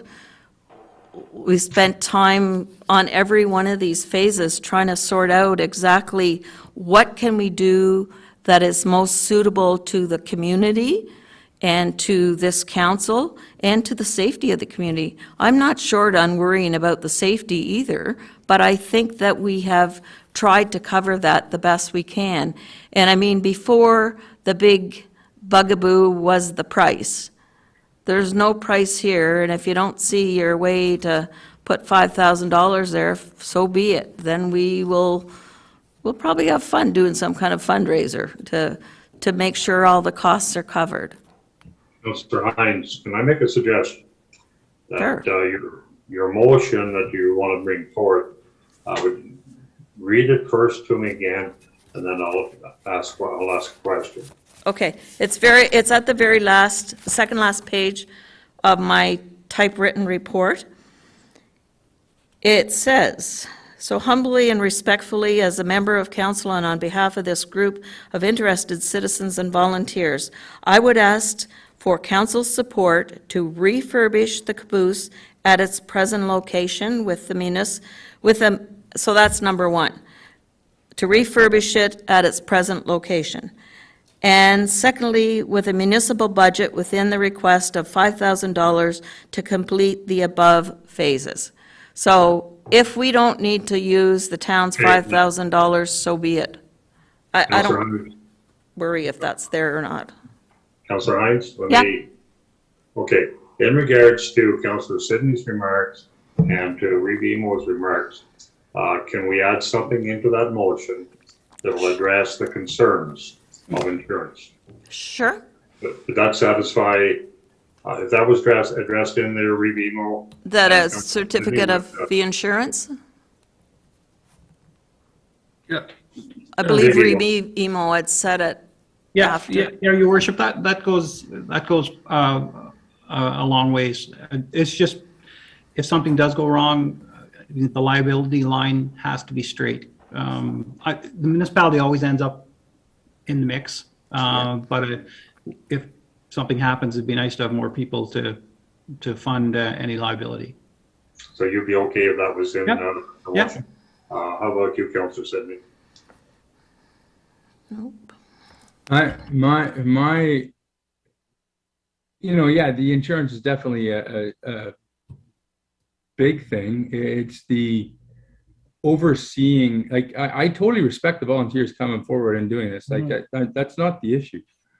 The issue is, for one, the ongoing upkeep, but the fact that I just feel it's very, we've got a company overseeing another company, and then you have volunteers doing this, and it's not, I know Councillor Hines has her finger on the pulse, so it's clear to her, but I see a lot of variables in this that can go south real quick. And that's my only concern, is that somebody's going to get hurt that's a volunteer.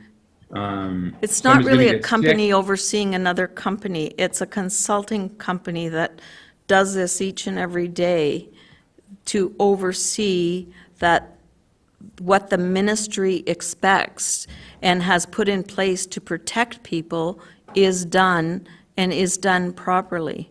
So that's... Yeah, no, that makes sense. That's a better clarification. Thank you. Yeah, and I mean, you're very right. I kind of seen this every day, so sometimes I maybe haven't said the right thing to explain it to you. Okay. I just, insurance will go a long way, but I just wonder about the long-term effects. Like, Review said that, the municipality always gets thrown into the mix anyway. So it's more of the, one volunteer gets deathly ill and the family goes crazy about it because the town of Renfrew let a volunteer do something to the caboose. That's my concern. And that's, you can't say it can't not happen, because it could very well happen. So I just want to make sure the municipality. But you know what? People walk by the old foundry every day, and I don't know what kind of contaminants are under that sidewalk there.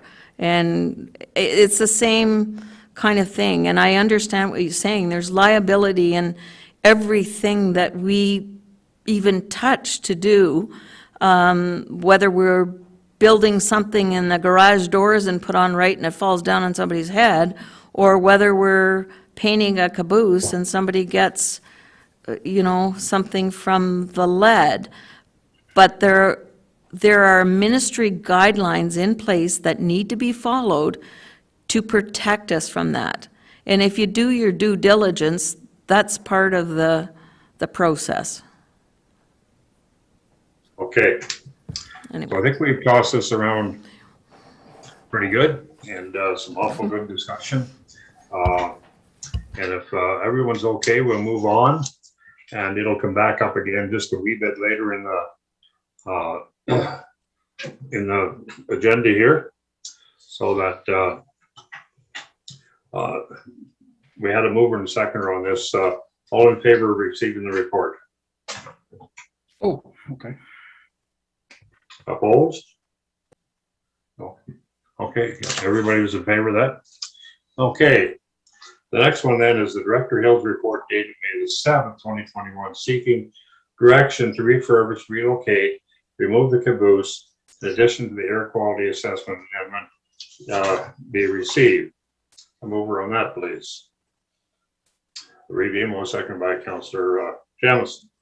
We'll turn that over then to Director Hill for his report.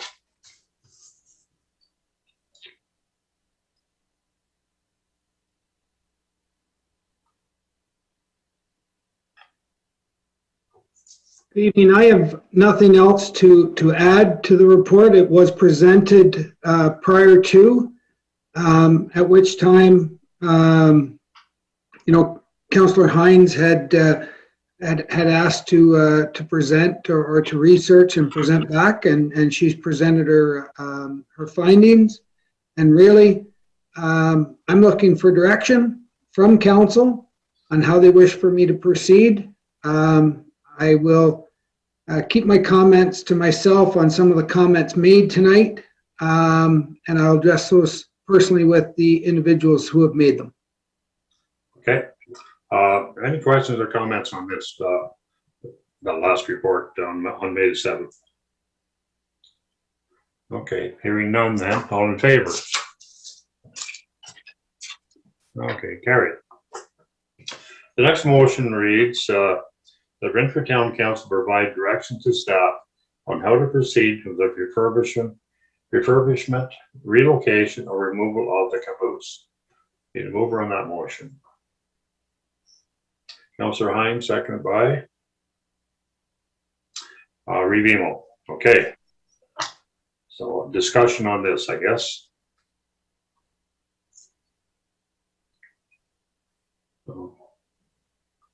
Doesn't seem to be any discussion on it, so I guess then the only recommendation would be from previous conversation here that Councillor Hines would bring forth a motion. So I guess on this one motion, I need a all in favor vote. Could I ask for a recorded vote, and are we voting on? I'll just put Councillor Hines, we're not there yet, please. I'm not sure what we're doing. I can't hear you really well. I'm sorry, I apologize. Is that a little better now if I get closer here? The motion on the table is the Renfrew Town Council provide direction to staff on how to proceed with refurbishment, relocation, or removal of the caboose. So it's just a matter of accepting that motion, and then we'd have to move on to whatever solution we would have. Okay, So sorry, I misunderstood. Okay, we have a mover on that? Sure. Okay, Councillor Hines and Revimo. Any questions on the motion? Okay, all in favor? Okay, so the next thing then, I'll turn to Clerk Bulmer for a second. Clerk Bulmer, you wrote that motion. You wrote that motion in there for a reason. Would this be the time for somebody to come forth with a motion as to how we move forward? Certainly, unless someone wants to table another motion, Councillor Hines has put a recommendation in her report. I've listened to council's comments around insurance indemnity. So I scratched out a motion based on that, unless another member of council would like a secondary motion. So from what I gather from Councillor Hines' report and the comments made, I put that council support the refurbishment of the caboose at its present location, and further that an amount of $5,000 be committed from the 2021 municipal budget for this initiative based on Councillor Hines' report dated August 2021, and further that this approval be contingent on the town receiving acceptable proof of insurance indemnity from the volunteer group. Okay. Could I just get a clarification? So we need a mover on that motion. When you're asking from the volunteer group, you're talking about that they have insurance, the Ottawa Contaminant Association and the marshals, yes. Okay. Yes, that's very correct. good. Okay.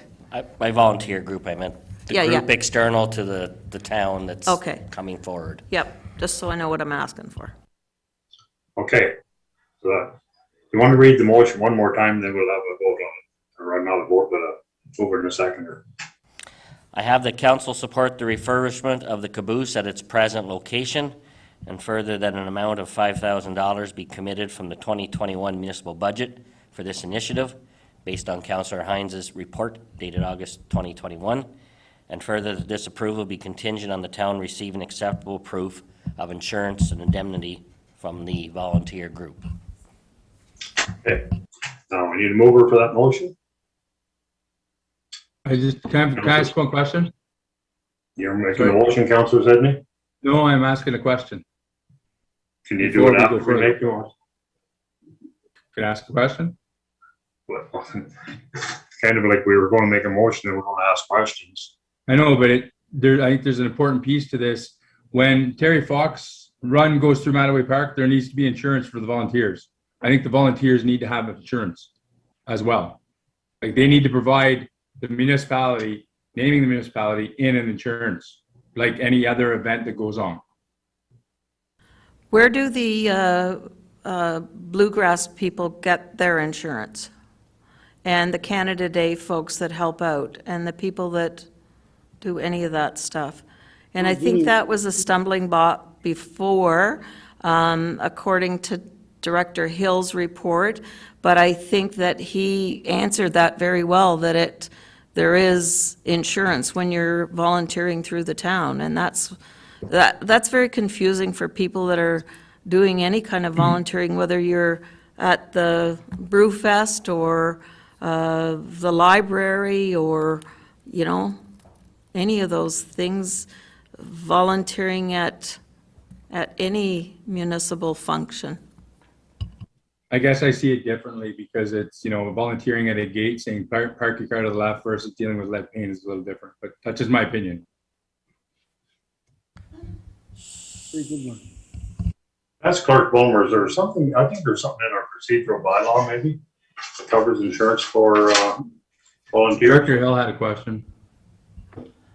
No, there's not in the procedural bylaw. It's, I'm not an expert on volunteers and liability, but I think, you know, are they volunteers of the town? That's what you have to establish. If they're volunteers of the town, then we'd certainly have coverage for those volunteers.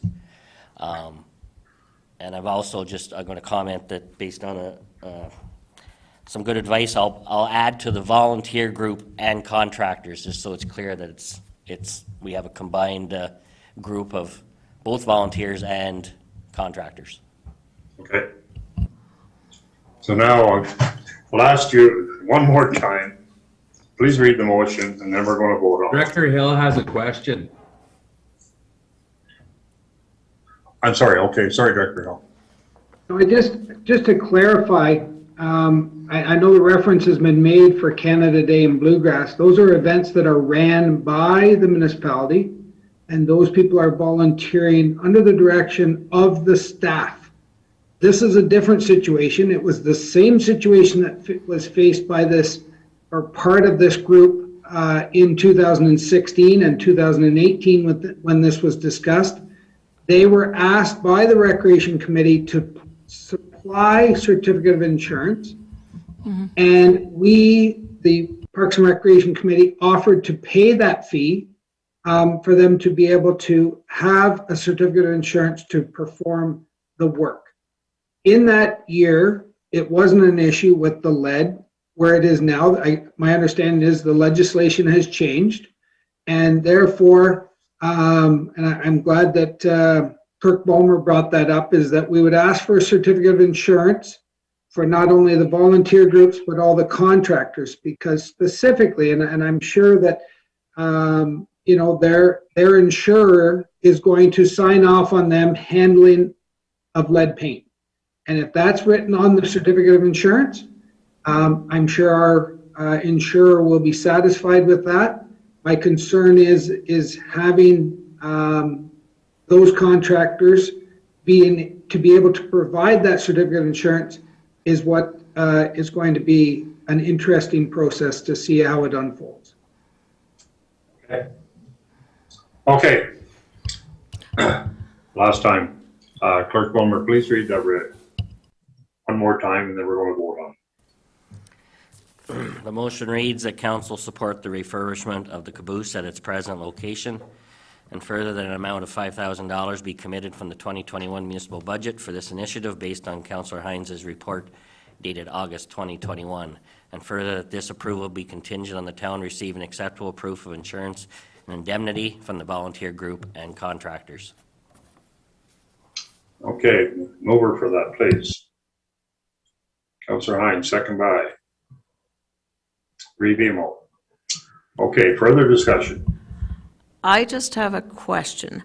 The insurance on the volunteers, let me just phrase this the right way. If indeed that's a big deal and it's like painting anything, right? The lead is removed, and now you're painting this thing. So maybe we have to relook at the insurance on Marshalls and Ottawa Valley, or Ottawa Contaminant Solutions is not an issue. That's already there. So the insurance that now you've come up with to have on the volunteers, because we seem to be this waylaid group of out there, and we just really were looking to work with recreation, but I don't know where that stands when we're, some group just coming in to do that. But if we had a painter, someone who does it as a profession come forward, then you're not worried about the volunteers having insurance, correct? And not to say that we wouldn't look at how we can get that and how much it'll be. It's just like, this is an endless stream out of your own pocket when, anyway. Okay, any further questions or comments? Can anybody answer that? Okay, Councillor Johnson, then Revimo. Yeah, for me, it would take the volunteers. Each volunteer would have to have insurance to make sure that we're not going to be held accountable for anything. Like, that's the whole thing right there. Because these people don't do this for a living, and furthermore, neither does Marshalls. They're being trained to do this, but they don't do this. This isn't a normal job for them. They do some of that. It's just that all the people are not trained that are going to be working on it. But whatever, I mean. It's another old story. Revimo. Yeah, I think if, in terms of amending, I'd like to propose an amendment that there be a plan prepared and submitted with the insurance certificates. I'm sorry, it's for some reason I'm tired.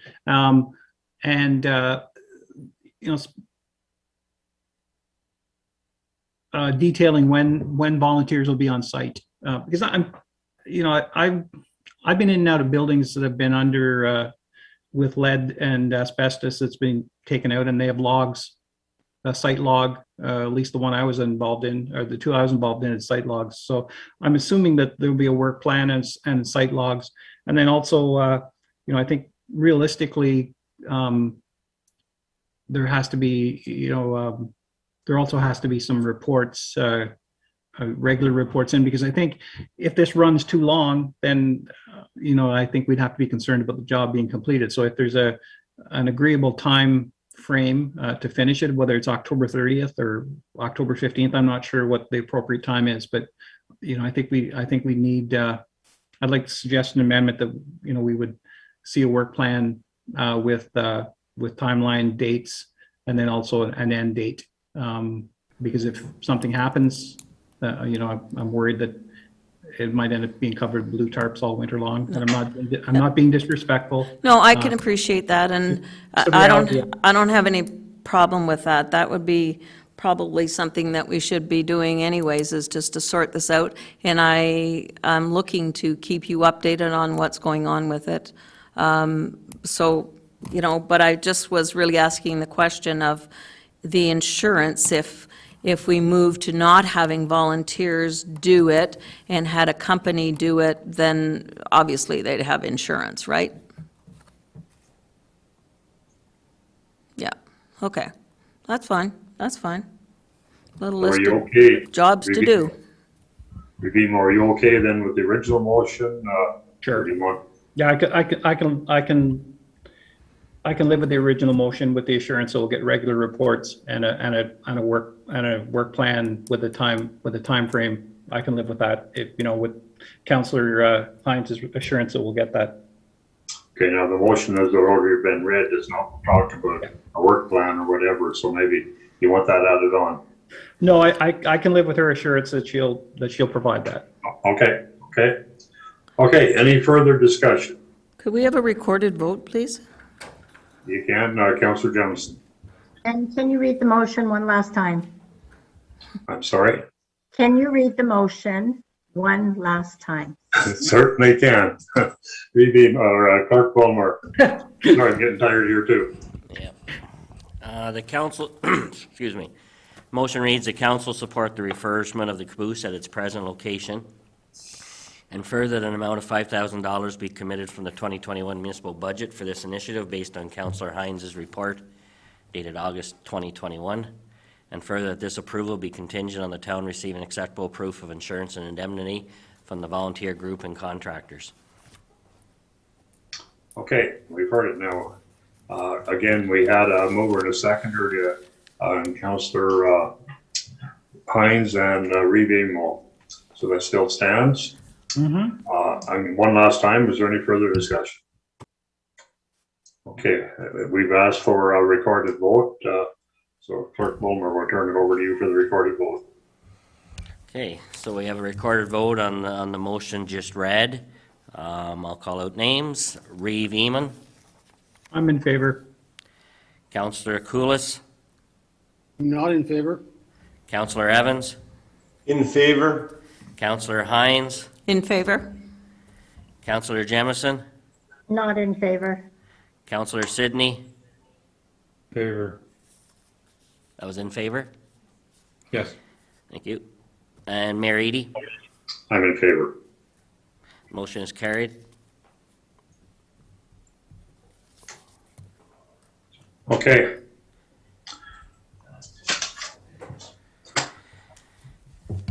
That's settled. Okay, the next motion then.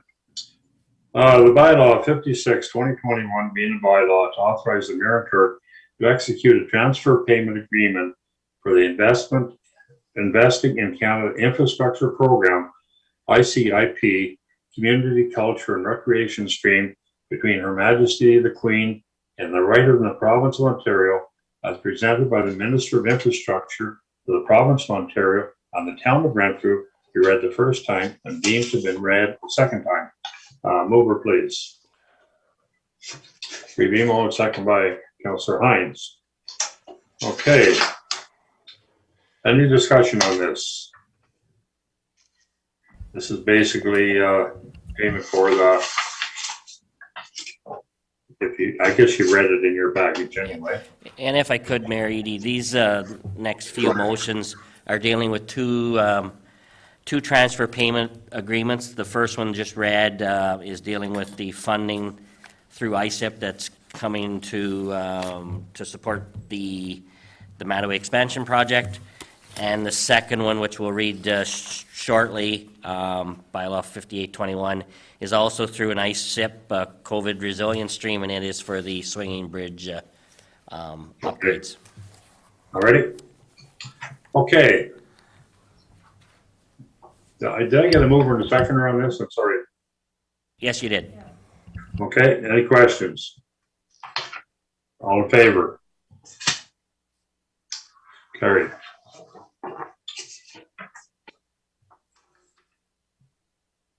The bylaw 56/2021, being a bylaw to authorize the mayor and clerk to execute a transfer payment agreement for the Investing in Canada Infrastructure Program, ICIP, Community, Culture and Recreation Stream between Her Majesty the Queen and the right of the Province of Ontario, as represented by the Minister of Infrastructure for the Province of Ontario and the Town of Renfrew, be read a third time and be passed. Mover, please. Councillor Evans, second by Revimo. Any further questions? All in favor? Opposed? Okay. Okay. That the minutes of the Development and Works Committee meeting held July the 13th, 2021 be received. Mover, please. Councillor Koulis, seconded by Councillor Hines. Turn it over to Councillor Koulis for the report.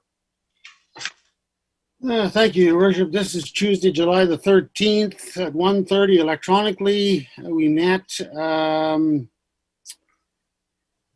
A couple of corrections in the minutes from the previous meeting had to be addressed. Had some requests for trees in the middle of the boulevard on Airth Boulevard, to which we are going to recommend 3 to 4 trees be planted in that boulevard area, the median between the 2 streets. Staff's going to allocate funds for that. Building report was given. Revenue has exceeded the budget for 21, and we've requested that the Finance Committee create a reserve fund, as previously discussed by the committee. And there's new development expected, of course, in July and August, and we just heard about restaurants and whatnot. Road salt summary as well. Each year we use less of it. And it's a result of more efficient use of salt, computerized salt spreaders, blah, blah, blah. So we've got that under control, and it's going down each year.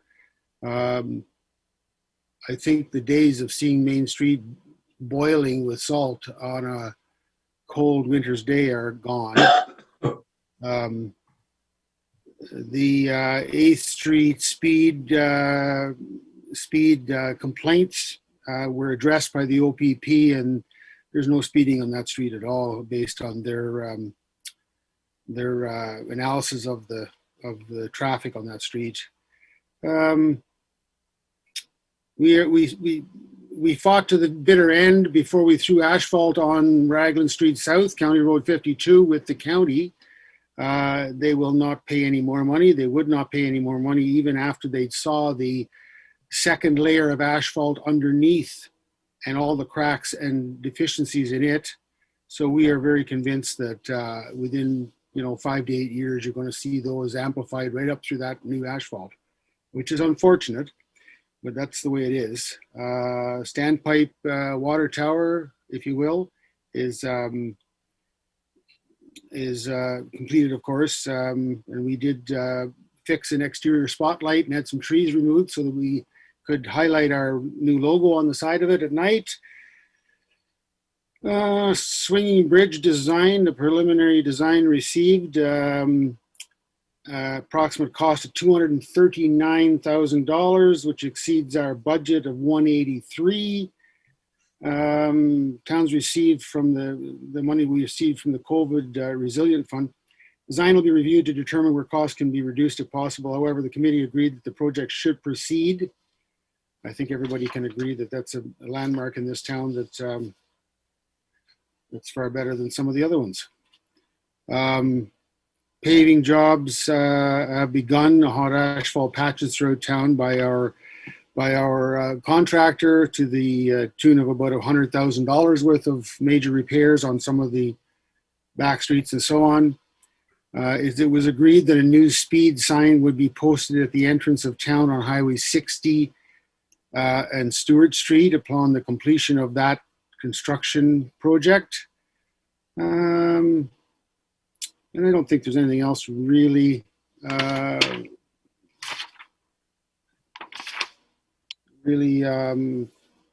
everything else has been, RFP results have been received for O'Brien Road, of course. That's the Mask to Gillen to Mask, if you will. Joffrey and Hague and Dufferin reports will be going forward did go forward in July to council here, and of course those projects are going to be done next year in the calendar year 2022. And then we had a closed session, and that was it. Okay, any questions? Hearing none, all in favor? Good. I do believe, Clerk Bulmer, that Councillor Sidney may have left us. I'm not sure, but I don't see him. Yes, Councillor Sidney did send me a message. He had to leave unexpectedly and won't be returning for the remainder of the meeting. Okay, thank you. Okay, next one, the bylaw 58/2021, being the bylaw to authorize the mayor and clerk to execute a transfer payment agreement for the Investing in Canada Infrastructure Program, ICIP, COVID-19 Resilience Infrastructure Stream, local government intake between Her Majesty the Queen in the right of the Province of Ontario, as represented by the Minister of Infrastructure for the Province of Ontario and the Town of Renfrew, be read the first time and deemed to be read the second time. Mover, please. Councillor Evans, second by Reid Vimo. Again, this is to do with the swinging bridge. Okay, any questions or comments? I'm sorry, Director Aslan. Yes, I just wanted to mention this project is being fast-tracked through the design, and the swinging bridge is quite a sensitive issue for the community as far as maintaining the integrity and the look of the swinging bridge. So in the scope of work, the staff have just today put on a presentation onto our municipal website that includes the scope of work. And if residents want to take a look at the municipal website, they can see what work we're proposing. But all the work that we're doing will not change the look of the swinging bridge itself. So it's sort of related to this this funding transfer payment agreement. But we have recently put up information that's available to the public, and if anybody has any questions, they can get a hold of us as outlined in the on our website. Okay, thank you. Any other questions or comments? Okay, hearing none. All in favor? Carried. The bylaw 58, 2021 being a bylaw to authorize the mayor clerk to execute a transfer payment agreement for the Investing in Canada Infrastructure Program, ICIP, COVID-19 Resilience Infrastructure Stream, local government intake between Her Majesty, the Queen, and the right of the Province of Ontario, as represented by the Minister of Infrastructure for the Province of Ontario on the town of Renfrew, be read a third time and be passed. Mover, please. 3B, second by Councillor Hines. Any further questions? All in favor?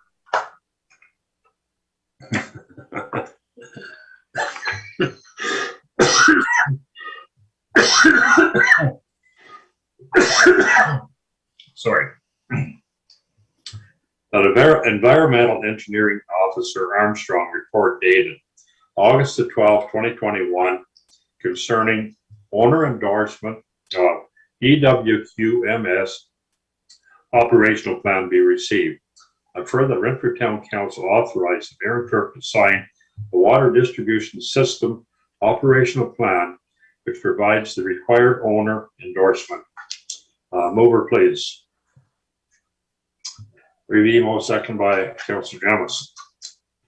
Do you have any questions or comments on this? If you do, you have to direct them, I guess, to Director Aslan. Okay.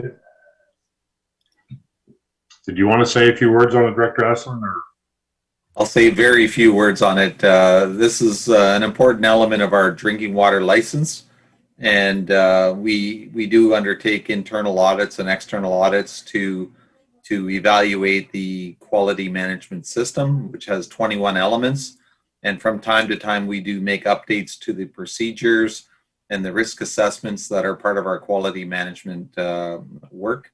And this operation plan makes those small adjustments to bring our operation plan up to date, to basically explain to the public and to the ministry exactly how we manage the operations, how we manage records, who's responsible for arranging audits and what have you. So this is more of a refresher of our existing operation plan to reflect any changes that have been made since 2015 to position titles and to any of the procedures that we do follow in the water system. So it's one of those things that council should digest and be aware of.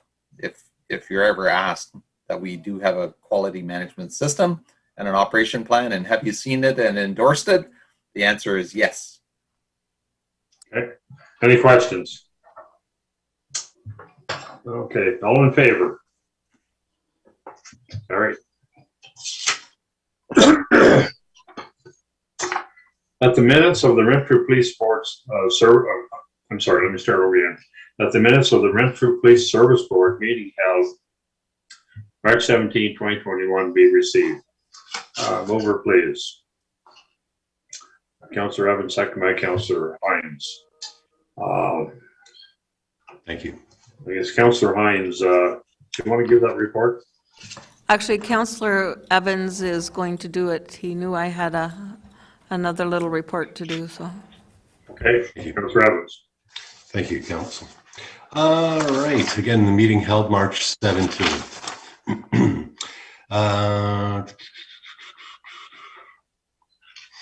There was a report on the 2021 budget. The budget will remain much the same as it did last year. It was requested that there be an increase in the chairperson's monthly salary. Good news, though, billable hours for the police are down by approximately, by 1,124 hours compared to last year, due to frauds being down, drugs, noise complaints, family disputes, violent crime, property crime, and drug crime are all again down from last year. We were also given an update on the situational table by Brian Schultz, who again updated our board and how it's running. A group is also dealing with the human trafficking as well as to be added to the table. And the top agencies involved again for this project were mental health, addictions, and victim services. In final nominations for the chairperson was again Jeff Scott, who accepted the nomination and was then acclaimed. We'll welcome him for the years 21 and 2022. Okay, any questions? Hearing none, all in favor? Carried, thank you. Okay. Just give me a second here.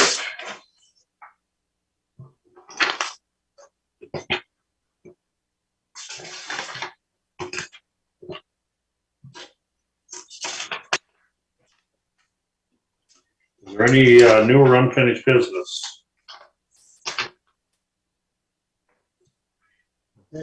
Hearing none? Okay. The bylaw 60-2021 being a bylaw to confirm the proceedings of the Council of Corporation of the Town of Renfrew at the meeting held on August the 17th, 2021, be read a first time and deemed to have been read a second time. Mover, please. Review second by Councillor Hines. All in favor? Carried. The bylaw 60-2021 being a bylaw to confirm the proceedings, the Council, Corporation of Town of Renfrew, the meeting held August 17, 2021, be read a third time and be passed. Over, please. Councillor Evans, seconded by Revimo. Thank you. We do now adjourn, and it is 9:50. Good evening, everyone.